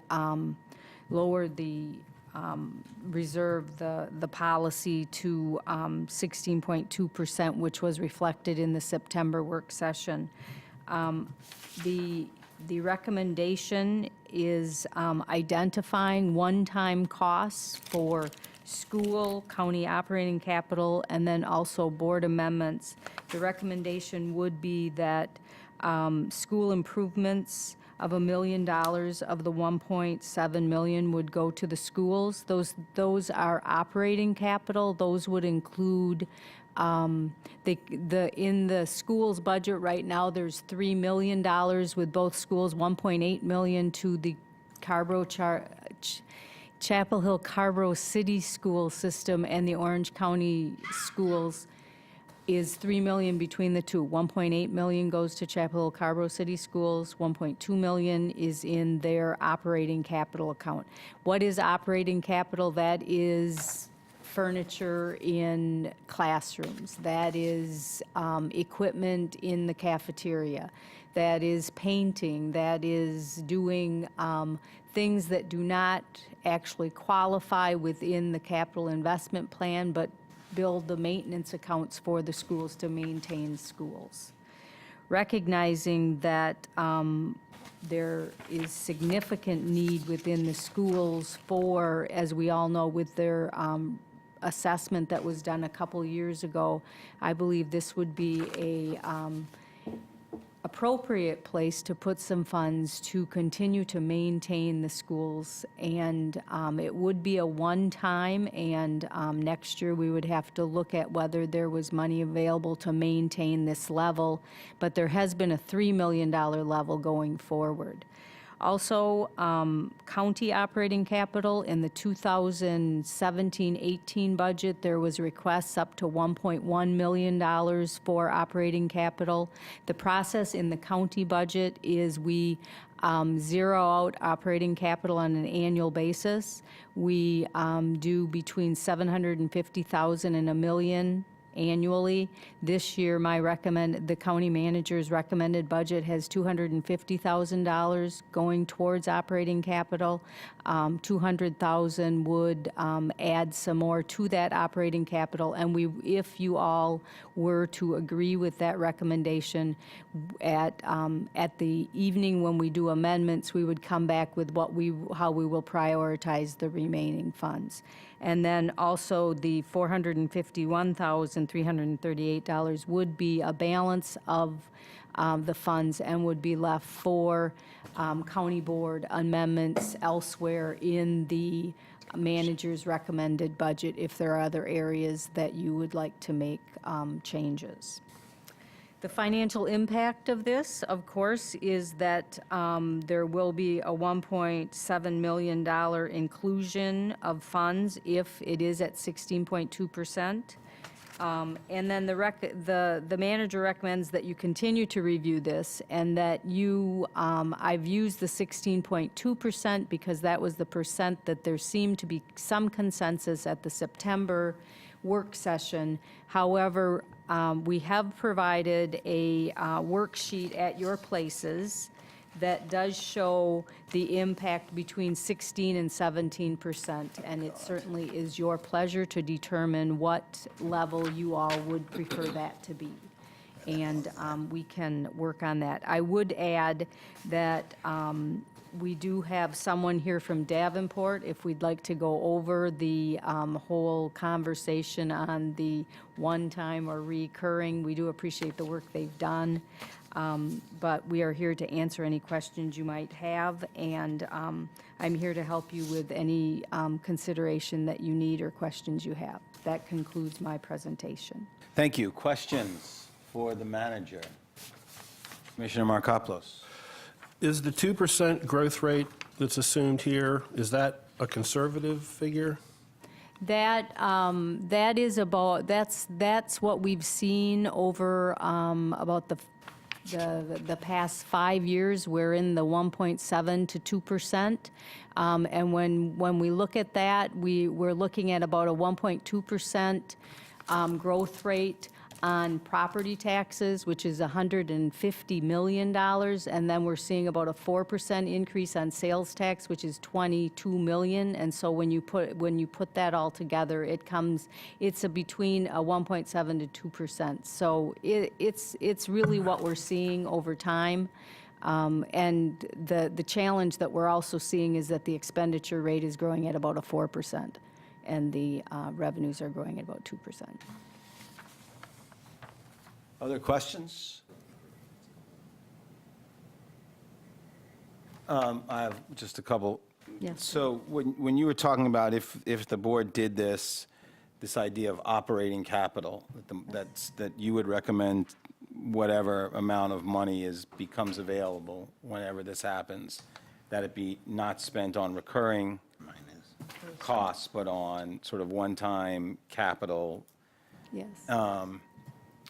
So how are those needs being met now? They're just being deferred till the next year? Yes. When the 250,000 or however much it is for the schools runs out? Yes. Ideally, this and I in all budgets, this is really the account you use to maintain facilities. I think that what's happened over time is the schools have not seen an increase in this account, and there's been deferred maintenance, and so we've seen things grow. I did have a conversation with the superintendents during the budget process, early on in the budget process, and talked about this as one of a potential option for including in the budget. However, when it came time for me to do the recommended budget and staying at 17%, I didn't have that opportunity. However, there is, there's the feeling that, there's so much to do that, it doesn't really make that big of a difference because there is so much to do. But I think that just like with the county, any little bit that we can do, we're just a little farther ahead. And so that, as you look for one-timers, there's not a lot of one-timers in schools or government because the majority of our costs are personnel. And so when you look at how you can use one-time money for one-time expenses, it's challenging, but there always is the operating capital. Commissioner Burrows? Madam Manager, so just the technically about how this would be done is that this amount, assuming it was freed up, we agreed to a different fund balance and it was freed up, it would be tacked onto just the per pupil. It would, be yes, in that it would account? be part, it would It be wouldn't be a part of the separate thing. total package to the schools. Got it. Okay, Yes. thank you. Commissioner McKee? I have expressed reservations about reductions and have stated that this is a one-time thing. And I think it clearly shows now that it is one time. So what is our plan going forward to address some of these needs that we all know are there? And how are we going to, I would hate to see us do this one-time infusion of this cash. And I don't really have a problem with this, but what I need to know is, what do we do going forward? What did we do in 1819, 1920? Because these needs are not going to go away. They're going to sit there either stagnant, and we're going to defer them, or we're going to have to find some money somewhere to address them outside of this fix that we're using this year. Yes, sir, that's very correct. One of the things that I will be doing with staff over the next 6 months is looking at what our plan is going forward in regards to the fund balance that's been infused and as it's disappearing. And that's what we saw in this budget for 17-18. We had stabilized over the last few years with the fund balance that had been included in the budget, and we knew that it would be disappearing, but it wasn't disappearing at a rate that we saw it disappear this year, and that was bound to happen. But over the next 6 months, and I plan by December to have a report to you as to what we will be doing for 18-19 and going forward to address the needs of the county and the schools. Follow up? Yeah, go ahead. I'm not sure if you meant to, and I'm not sure if I understood correctly, but you mentioned that expenditures were rising at approximately 4% and income was rising at approximately 2%? That's correct. That in itself is a shot across the bow that we've got financial issues going forward that we've got to address. And, well, and one of the drivers of that was the infusion of significant fund balance. And so Not there. we have to, and it's not reoccurring. So, but there are ways to do this. As I've told the department directors, there are ways to look at doing things creatively within the budget, working together, working on teams, working with the schools, and looking at how we can meet the needs. Because we do have to meet the needs, and we have to look at how we can do that. And there are ways that we will look at, and we will look at every way, and we will bring back to the board how we're going to be addressing that. My hope is I'll have some reporting in December, because we'll be working through the summer on how we're going to address this going forward. Thank you. And thank you for being aware that that is coming at us and working to prepare for it. Commissioner Rich? Yes, so some of my questions were answered with some of your comments already, so I'm not going to waste time on that. I just want to remember how this conversation of 16.2 came about. I do recall the 16.5 and then dropping it to 16 after a year or two. So the 16.2 number became relevant because... The 16.2 number was in the minutes, and the minutes are attached from the September 8th work session. And in that meeting, there was consensus for 16.2. And so I brought forward the consensus. I didn't feel that there was a consensus the other night. I felt bring something back to us, bring us a recommendation. And so I felt like the best thing to do would bring back what you had all talked about in September, and you certainly have the, it's up to you to decide what number feels best, what you want to do with it, and we will adjust accordingly so that we'll have amendments for you on June 15th for the budget. Can I just ask my board members if we remember why 16.2? Does anyone recall that? Well, if you look at the minutes, it looks like I just said it, and I probably said it because I didn't think people would support 16. So, I mean, Okay. I'm not sure it really matters, at this point. So I just don't remember the conversation, so that I'm trying to, So- even by reading the minutes, I don't remember. we the might have been at conversation. 17.2 then, and I said, let's go down a point. So, Yeah. Commissioner Price? Yeah, and it says 16.7. I remember discussing that, and I know you did want to go lower, but Yeah, I wanted to go a whole percentage point, and so maybe we were. Anyway, And it I doesn't think- really matter bargaining. now because And I now we're think- here. And Yeah, so I think Chair we didn't- Dorson's correct in that I think you actually mentioned after we had come to that consensus that you had picked that number because you didn't think we'd go to 16. You didn't think the board would support 16. And Right. And you were. And and the manager jogged my memory that I had, then after that, directed her to bring that back in November, and then we all forgot it. So she's now bringing it back.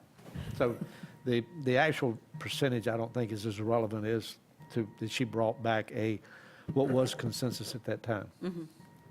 Commissioner Burrows? Are we still at questions? Or- Well, I okay. think I do need to clarify something. Staff just informed me of a mistake I just made. The operating capital number does not go on the per pupil. Only current expense goes on the per pupil. So the increase will go on the entire package, but it won't affect the per pupil. Only current expense goes towards the per pupil. Do you have a question, or do you pass questions? Because I have a question I want. Questions? But are there other questions before I'll wait, unless there's other Well, questions? I just want to clarify, this would go on top of the per pupil. The per pupil right now in the recommended budget is $123, and it would stay at $123, but the amount of dollars that would go towards the schools would increase. The target would increase, which is at 48.8, but it does not go against the per pupil cost because it's outside of current expenses, and that's what the state keeps track of, is the current expenses. Go ahead, question? And Davenport recommends, what, 16.7 based on, I guess, your kind of standard formula? I think, first off, we would recommend that, all things being equal, that the policy stays where it is. That's the most beneficial in terms of speaking with the rating agencies. As we think about this policy, you all as a board need to decide what you're comfortable with and where you want to be at. But one of the considerations that we have is presenting that to the rating agencies and the credit markets. And one of the things that we've done in the past is highlight your current policy. And it's important to them that you have a policy and that you maintain that policy and that you discuss it and review it and you try to comply with that policy. To the extent that you do not comply with that policy, they like to know you have a plan to get back in compliance with that policy. The idea of changing the policy is not necessarily an issue for them. They understand that things are revisited and reviewed from time to time, but I think it's important to have a reason for changing that policy and be able to clearly express that to them in a manner which will make sense and that they understand. So in terms of the actual percentage level, whether it be range from 16 to 17%, I think any of that makes sense if that works for you all in your budgeting. I think what's more important to us is understanding the reason for changing the policy and being able to convey that to the rating agencies and the credit markets. And so if 16.7, if that's your preference, and the reason is because that's 2 months of the operating expenditures and we felt like that's the right level, I think that's something that we can certainly explain and will be understandable. And you were recommending 16.7 because that is 2 months. No, ma'am. I mean, we would leave that, I think anywhere between 16 and 17% is. Okay, let me rephrase that. So the 16.7 is a good number for rating agencies because it represents 2 months of our operating. I mean, certainly, I think if 16.7% was the level that y'all chose to be at, I think that's a reasonable level and certainly has an explanation for the rating agencies. I think Mr. Donaldson presented some information to you all at the last meeting that kind of showed where other AAA counties in North Carolina are with their policies, and those generally range from 15 to 20% unassigned fund balance. And we had prepared some information that I think is in your packet, in your abstract, that shows you on an unassigned basis where the other AAA rated counties by Moody's in North Carolina are. And on a percentage basis, they, again, are generally ranging from that 15 to 20% range. So I think from that perspective, anywhere that you're talking about 16 to 17% makes sense. all things being equal from where we stand, 17% where you are currently is the easiest to discuss with the credit rating markets that there hasn't been a change. But I understand that there's certainly considerations that you all have to take into account, and we'll just need to be able to relay that to the rating agencies if the policy changes and have a justification to share with them for that change. Thank you. Commissioner Markopoulos? So I asked a similar question last time, but do you all know of like the great fund balance tragedies in North Carolina, like during the recession, during like Hurricane Fran, or any event that would cause a fund balance to be tapped into? Do you have any information on how much fund balance they needed in those situations? I'm just trying to get a grip on what we were risking by dropping 1%. Well, I'd say as a starting point, and our old colleague Bob High used to be Secretary of the Local Government Commission, and he explained this to us. The 8% of available fund balance, that is the state statute. The LGC staff went through a very detailed process of developing that minimum requirement of available fund balance. And we're looking at slightly different calculation here in unassigned, but they're very similar. And that 8% was kind of the minimum that they concluded that a county or a city needed to be able to cash flow throughout the year. You have accounts receivable, accounts payable, property taxes come in at different times. You need to be able to float money before the revenue comes in. So that was kind of the minimum amount that the LGC established, that you need to have that amount on hand to ensure that at any point in time in the year, you're able to cash flow your expenditures. So that 8% of available fund balance, as calculated by under state statute, is kind of the absolute minimum that I would say you need to be able to just handle the cash flows. And then on top of that, there's some other additional cushion or additional fund balance that is helpful so that you have the ability to cash flow other items on top of your traditional payroll expenditures, accounts receivable, accounts payable.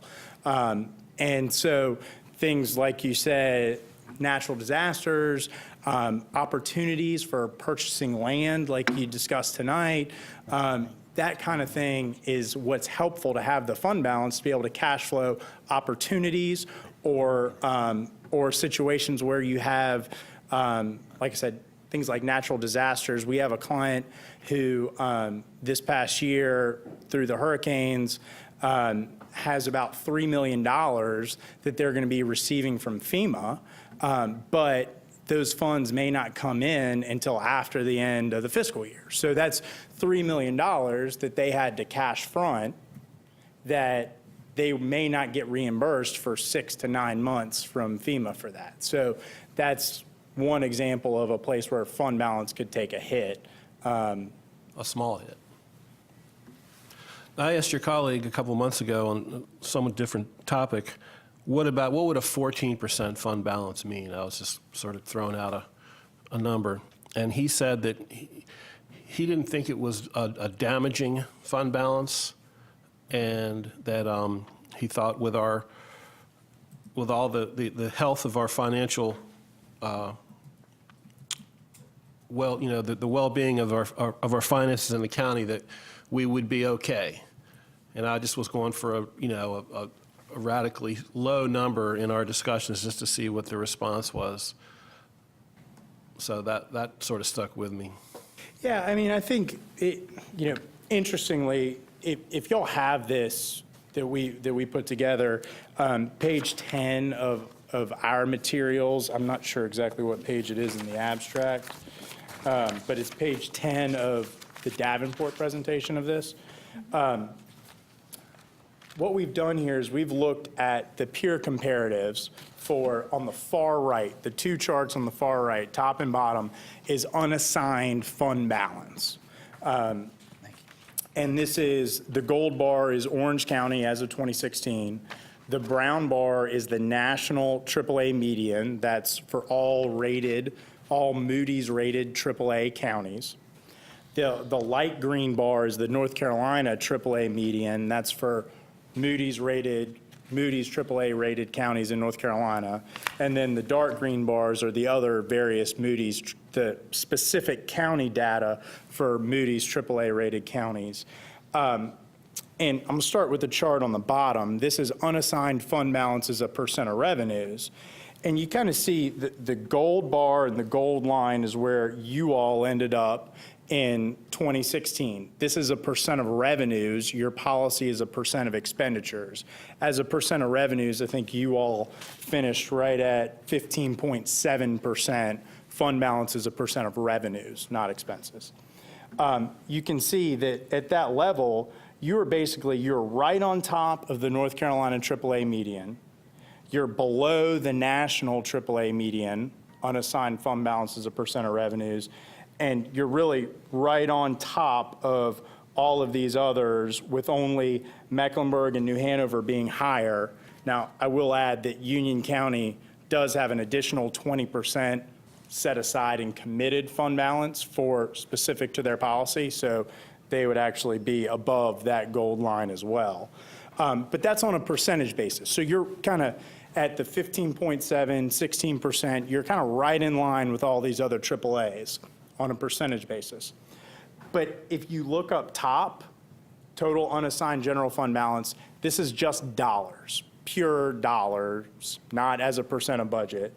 You all, where you finished in 2016, take Union County out of it because, again, they have that committed fund balance.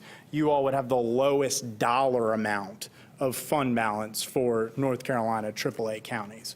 So, it's another perspective. As a percent of revenue, kind of puts it towards budget and makes things on an apples-to-apples basis for people with different budgets. But I do think it's helpful perspective to know that on a pure dollar basis, you all have the lowest dollar amount of unassigned fund balance of the AAA North Carolina counties. Other questions? Yes? Yeah. So I'm glad you brought the question of the unassigned fund balance as a percent of expenditures versus a percent of revenues. So I had noticed that when reading the packet the previous time. And so our policy as a percent of expenditures then, I believe, is a slightly more conservative policy than percent of revenues.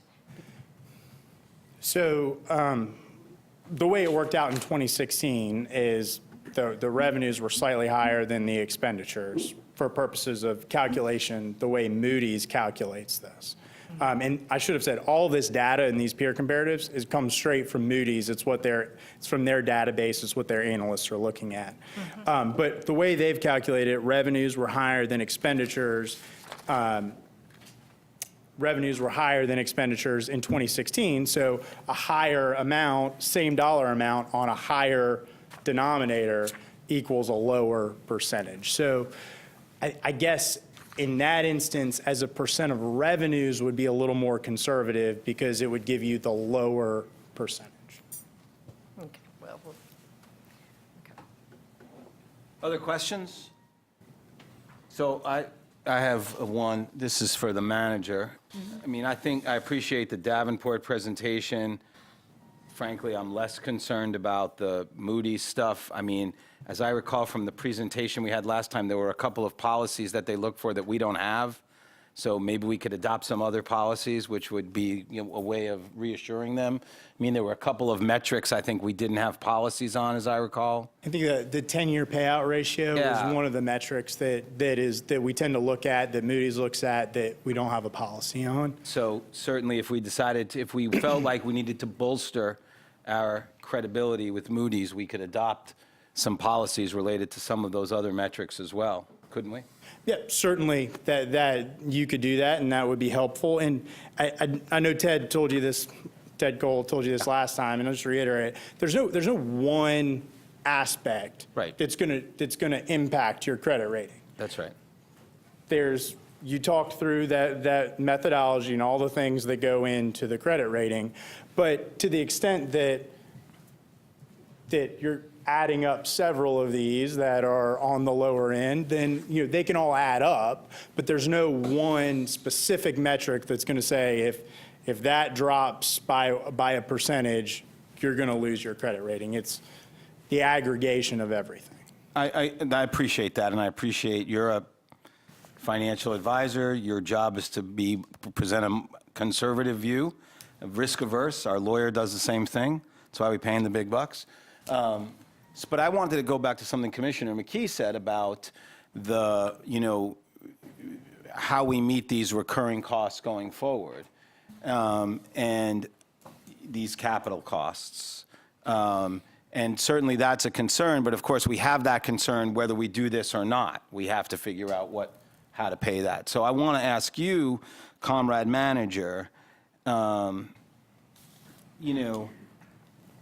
me the question is how important is it for us to do that, to get ahead of those expenses? I mean, I think there's been good discussions about the pros and cons of this, the relative one-time quality of it. I mean, obviously, there's a little more money each year, but not very much. So to me, the real question is, and this I think also goes to what you explained to Moody's, is, these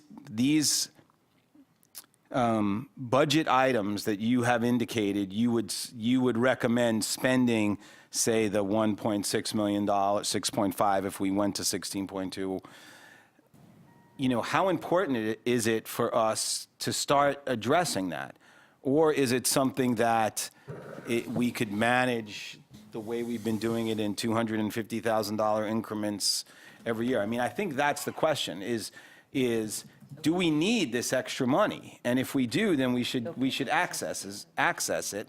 And if we don't, and it'd be better to keep it in the fund, then, I mean, you're the best person to answer that. I know it's a policy question and you're reluctant to do that, but I would expect if there was a need, you would come to us and say, I think we really need this extra $1 million and we should pull it. So that's kind of the question I'd like to know, if you feel that that's a reasonable one to pose to you. Thank you, Mr. Chair. I think it's a reasonable question for a county manager to respond to. There are great needs for the county and the schools, and we are all one, and it's one budget. We do need to start looking at how we address the long-term implications of the maintenance of the schools and the maintenance of county facilities. In the capital improvement plan, as you know, in years 6 through 10, we added $51 million to the 6 through 10 this year to show that I'm serious about looking at how we're going to start addressing some of the unfunded maintenance issues that the schools have. I think that, and I appreciate the financial advice we get from our advisors and from the finance department. However, I think that there are times when it's important to look at what needs to be done, and that as long as we're strategic in how we do it. And when I mean strategic is we need to identify one-time expenses and use one-time money, and identify reoccurring expenses and use reoccurring money for that. And I think that because of the recession, and I'm sure, I mean, I've experienced this in other counties, but because of the recession, it got us a little off course. And I think that there was accumulation of fund balance, and this is just what I think. I was not here, and so but my thought is that there was an accumulation of fund balance because of the fear of what the recession was bringing and the uncertainties that we were facing. And that accumulation is what has kind of hurt us, because the accumulation then was infused into the budget and went towards ongoing expenses. So going forward, we don't want that to happen. When there is fund balance, if you say, and I think I said this at the last meeting, if you tell me the number is 17%, if you tell me it's 10%, if you tell me it's 25%, I will comply with that percent. But anything that ever is over that percentage, I will come forward with and say, this is one-time money and we're going to use it for one-time things. Because if I just put it in and say, let's put it towards employees' compensation, there's no guarantee we're going to have it the next year. And so then all of a sudden, we put money in towards something that's going to be ongoing. So I will honor whatever, as you know, whatever you all decide, but I also believe that there are great needs. And we saw a report of $330 million worth of repairs for schools. And although $1 million is a drop, at least there's something that can be done over this next year if you chose to do that. If you chose not to, I will continue to work with the schools and my department directors and figure out how we do a little at a time. But a little at a time you end up with a $330 million report 10 years down the road that, you couldn't keep up with it. Well, I really appreciate your candor in answering that. Thank you. Commissioner Jacobs?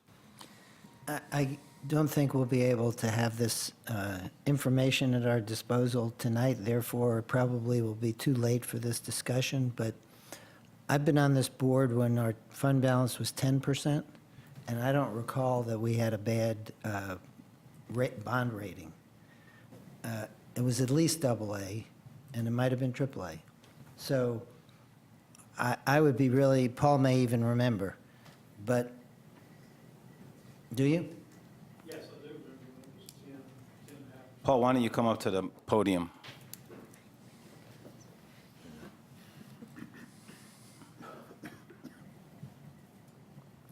I do remember years when it was 10%, 10.5%. At that time, we were not AAA, I don't believe. We were AA, right? Right. Right. Yes. And that was a point where every year we had a tax increase to pay for increasing school enrollment. And I think we had whatever it was, double-digit years where we had tax increases every year. And so being a new commissioner, I went after the fund balance to reduce the tax increases. But that's not a long-term strategy either.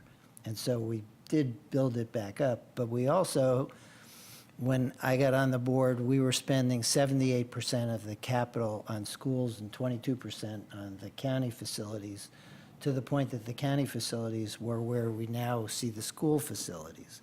They were dumps. We didn't have enough space for people. The county was growing. The service model was not a sustainable service model because we were just putting people wherever we could find a space to rent. Or an old building like the supermarket on Reveal Road. And so I think we're at a place where, considering the fact that we have a state and federal government that's not very supportive of school construction or education, public education, period, we need to have a grander strategy than just what our fund balance is. And we can look at different portions of our policies, but I think we need to find some kind of balanced place where, if and this isn't ideal, but if interest rates are still low, maybe you're AA plus instead of AAA, and it doesn't make all that much difference, but you have more. If the fund balance is a factor in that, then maybe that's a compromise that you have to make for a period of time. Or you adopt other policies that address that kind of fiscal conservatism. But we're also kind of hoarding taxpayers' money. And, it's not easy for taxpayers either. So, and we're coming up on a projected 5.5 cent increase in taxes next year. So if we don't have a strategy, and we know that there are going to be others to pay for the bonds over the next, whatever it is, 7 years, we need to have a strategy that covers that period. And whatever we do with the fund balance, and I'm supportive of whatever the board wants to do. I think 6.2% is a reasonable change, but we need to have a bigger strategy, and we need to have one by next fiscal year, so that when we go to taxpayers and say we're going to do this, but it's part of this bigger plan, and we can articulate it as commissioners, I think we'll all be better off. I'd like to make that, let's make that our agenda for our retreat, unless you think that's too late. Commissioner McKee. I think that's too late. I think that we need a strategy. We need to start developing a strategy by the first meeting in the fall when we come back in session. I'm going to support this reluctantly. I'm not going to bother to issue the same analogy and warning I used in the work session, but I will reiterate, this is a one-time fix. This is not something that we can come back next year and say, well, it worked last year, so let's go to 15. And come back in 19, 20 and say, well, it worked 2 years, we'll go to 14. Now, we can do that. But I think when we do that, we are leading ourselves down the primrose path, and we're going to end up at some point in time having to pay for that. So we need to, in my opinion, this is a workable solution this time, but I see this as a one-off. And what we need, in my opinion, is to start working very hard with staff this fall to develop a strategy of how we're going to address these capital needs in an ongoing basis that we know are out there, because otherwise we're going to continue to defer them until the walls fall down. And the exact thing that Commissioner Jacobs just said about the county properties of being a dump is what we're going to end up with in these schools.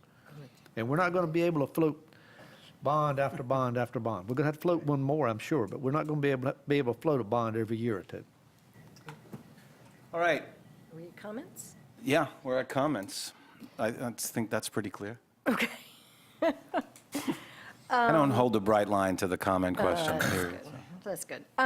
So many things. First of all, yes, of course, the strategy I think is super important. And in fact, in interchange I had with the manager, I think you are in planning over the next 6 months to do very intensive, and maybe maybe it needs to be even faster than 6 months. But the main thing is to be intensively looking at what we have going on so far, what led us to where we are, and then thinking about that grander strategy. So I'm all in favor of that.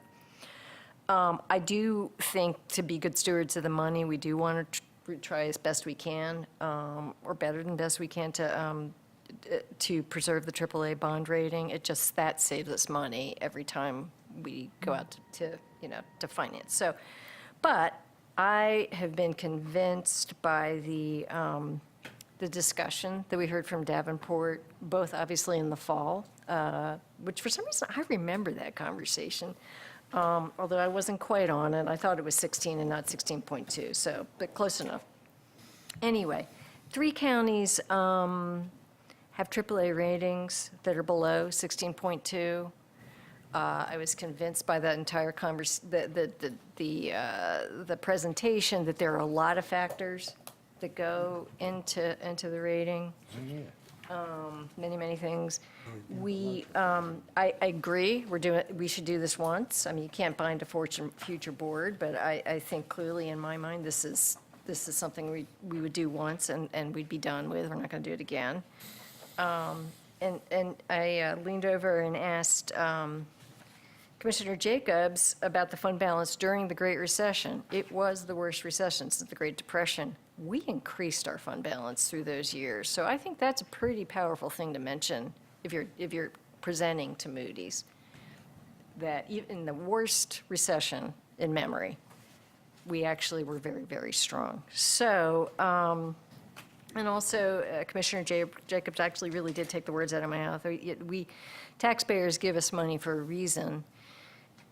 If we think there's a level of savings that we can stay at, and in my mind 16.2 is it, that allows us to be fiscally responsible in terms of retaining the AAA bond rating, then absolutely, we should not hoard those dollars. Hoarding was the exact same term that came to me. And also, Commissioner McKee, I love the cow analogy. Being a suburban person and urban person that I've been, and yes, I agree. We're going to sell this cow once this time, That's right.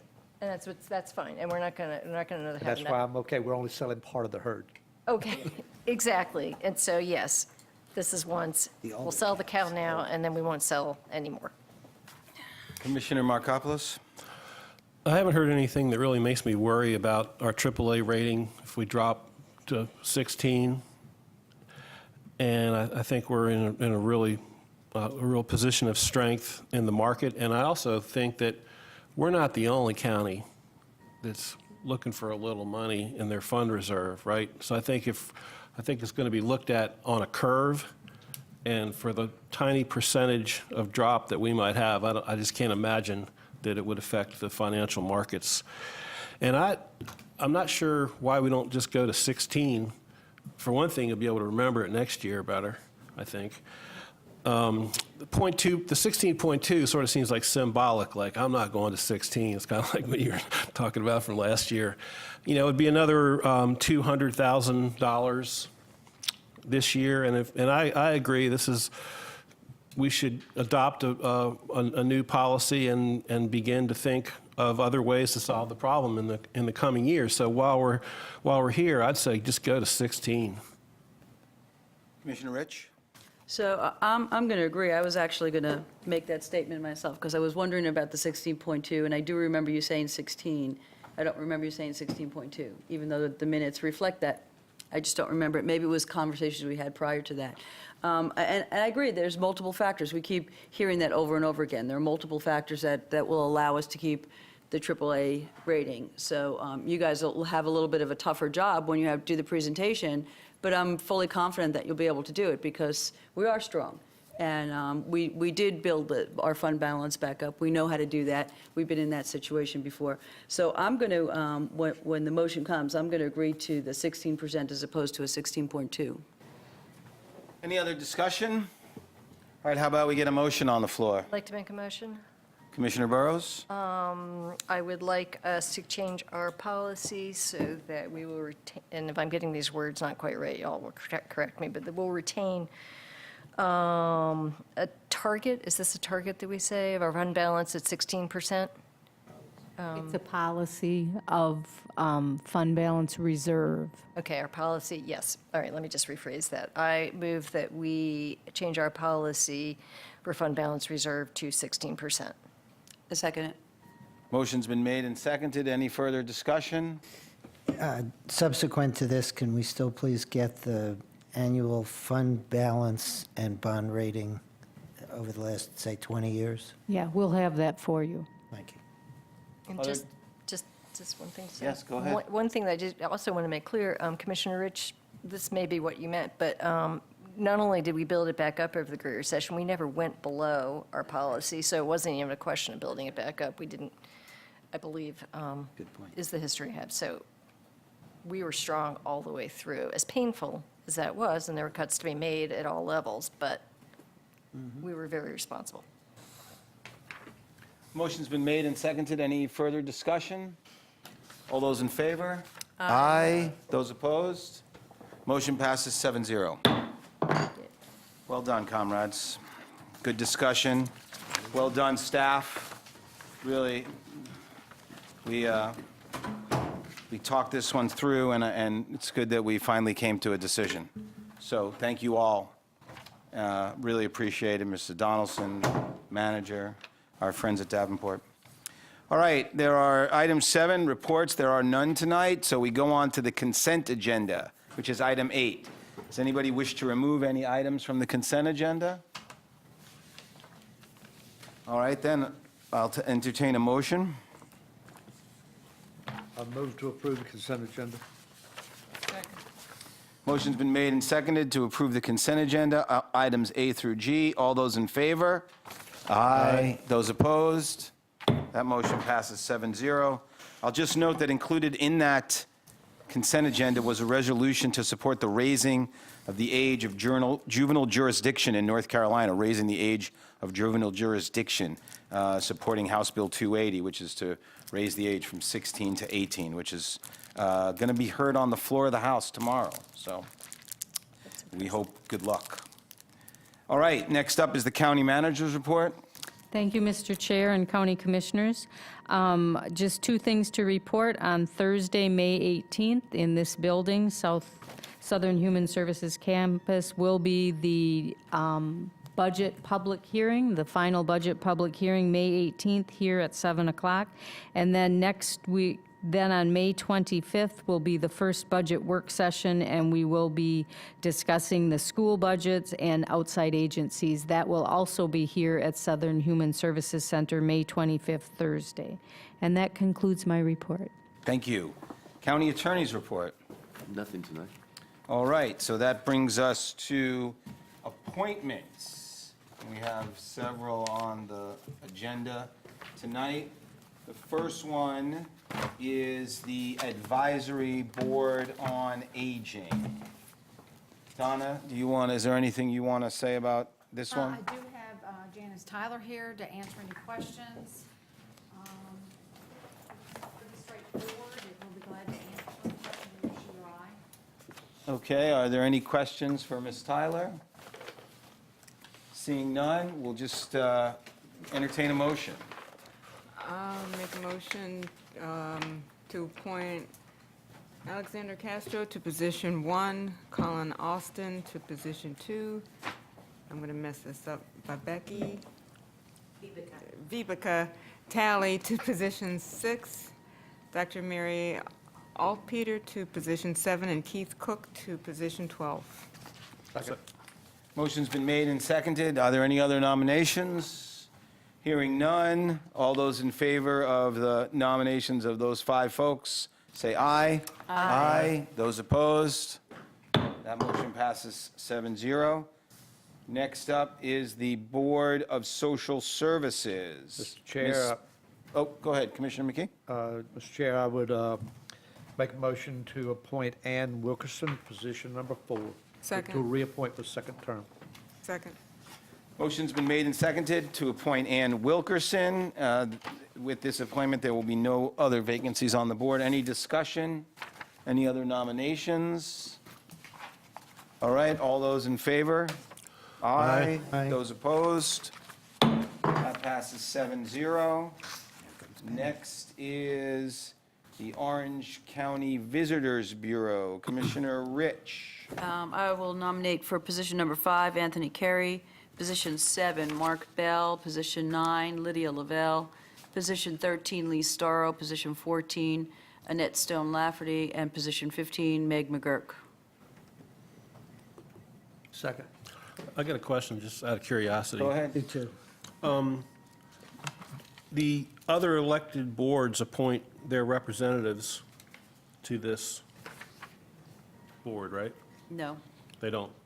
They don't have they don't have a slot? They submit a name, and then we elect them. It's our boards, Orange County Board. Okay. But there is a slot for the Carver Board of Aldermen and Town of Hillsborough Board of Commissioners. Right.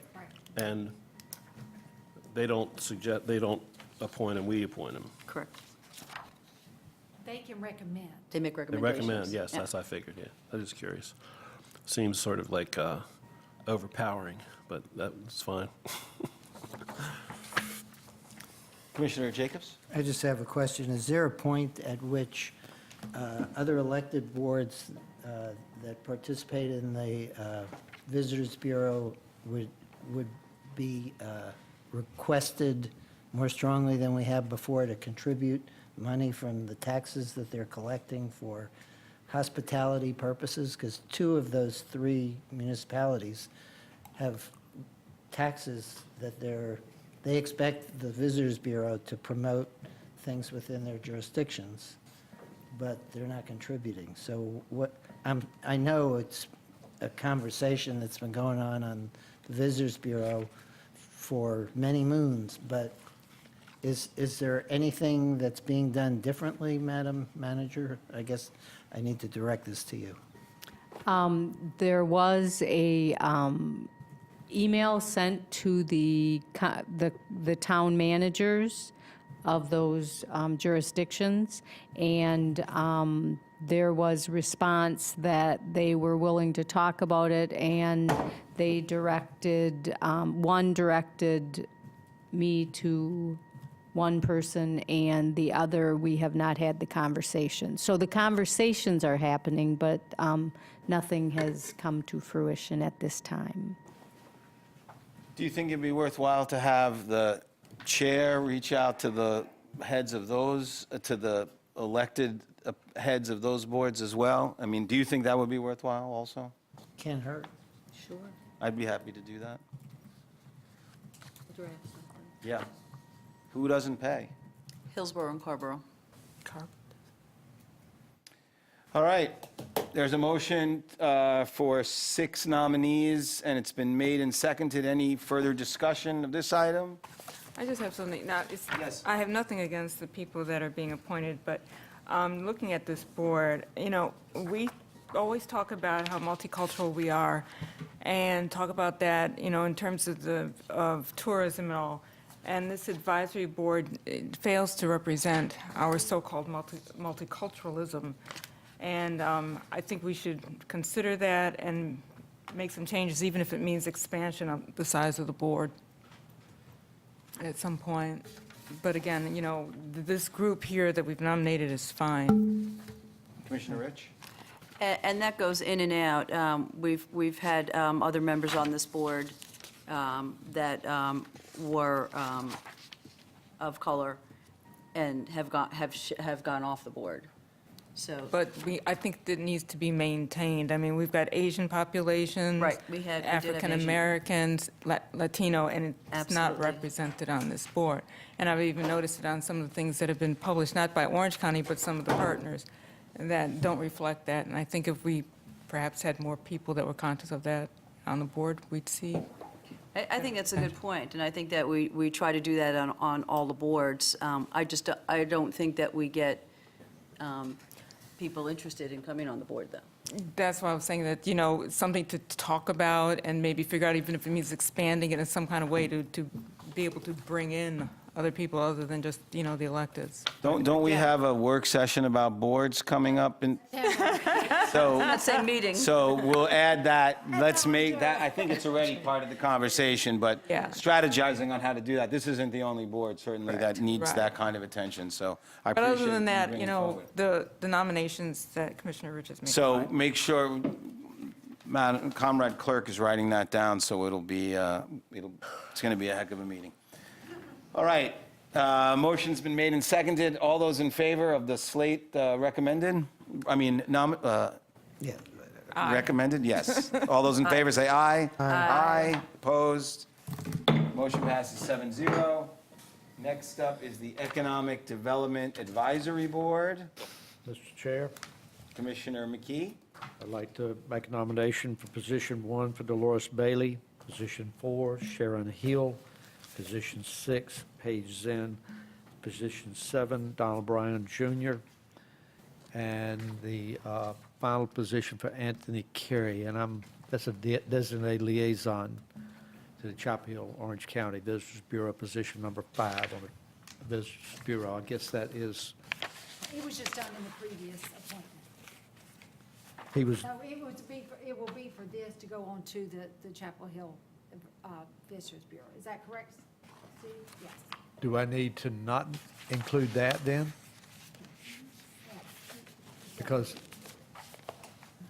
I knew that the position was not applicable, but I felt like that it was a liaison position. Steve Brantley, Director, Orange County Economic Development. You've actually already addressed that in the previous Visitors Bureau liaison assignment of Anthony Carey from the Economic Development Board to serve as a liaison on the Visitors Bureau. So since the Visitors Bureau topic came first, you already addressed that. Okay, then I will The agenda withdraw. items were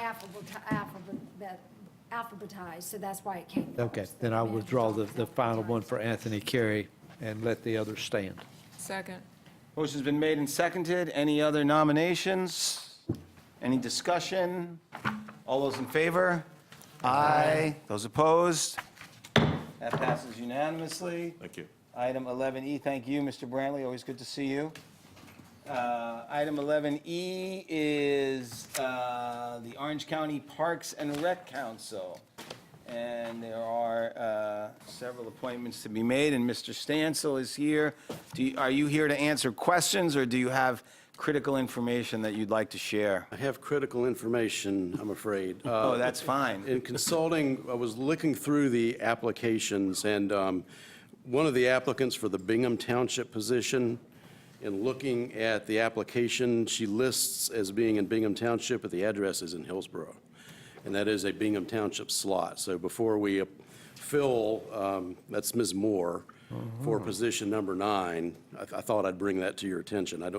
The Parks and Recreation Council did not notice that at the time. Okay, and we usually check with GIS, so we could double check. And who was it for? Moore? Jennifer Moore? Okay, so if y'all would like to hold that particular one and go with the other appointments. The others, yeah, because fine. Tom usually checks with the GIS Okay, department. I over just there, thought so I we'll should double tell you check. before we. Well, I appreciate that. You know, we wanted to have folks here to speak to these things to avoid exactly that kind of pitfall. So kudos to you, Mr. Stansel. And I know that we talked about having chairs here, but it Yeah, seems no, that this that's is fine. difficult, and so staff has come in their place. Yes. So. All right, so, I have a question. go ahead. There's 2 applicant interest listings and no member listing. Or am I missing something? And it doesn't look like the 2 applicant interest listings are the same. Is the first one the actual members? Okay, the first one is the members listing. But The it says act- applicant interest listing, does it not? Okay, Or am I missing let something? me see what Tom At has the done top. here. You're right, it looks like he has put 2 applicant interest listings and not a membership listing. I'm just confused because there's somebody on both of the lists. Yeah, that's what I'm saying. He looks like he has inadvertently put 2 applicant interest lists. If we like, we can bring this back with the suggest correct we just information. pull this and- Yeah, just pull Yeah, this. and we'll I just think bring that's that a good back. idea. I think that's Do you want to make a motion? Yes, Yeah, we'll just I move that we defer consideration And till we'll our bring it back next. on June 6th. Okay. And clarify Ms. Moore and who is actually a member at this time versus an applicant. So there's a motion been made to pull item 11E until June 6th. Is there a second? Second. Okay, all those in favor? Aye. Those opposed? That motion passes 7-0.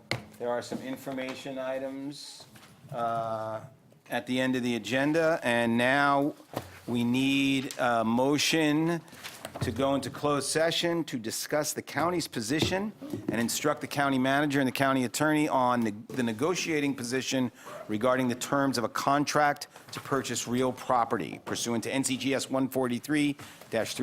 143-318.11A5. So moved. Motion's been made and by Commissioner Jacobs and seconded by I'll second. Commissioner Price. All those in favor? Aye. Aye. Those opposed?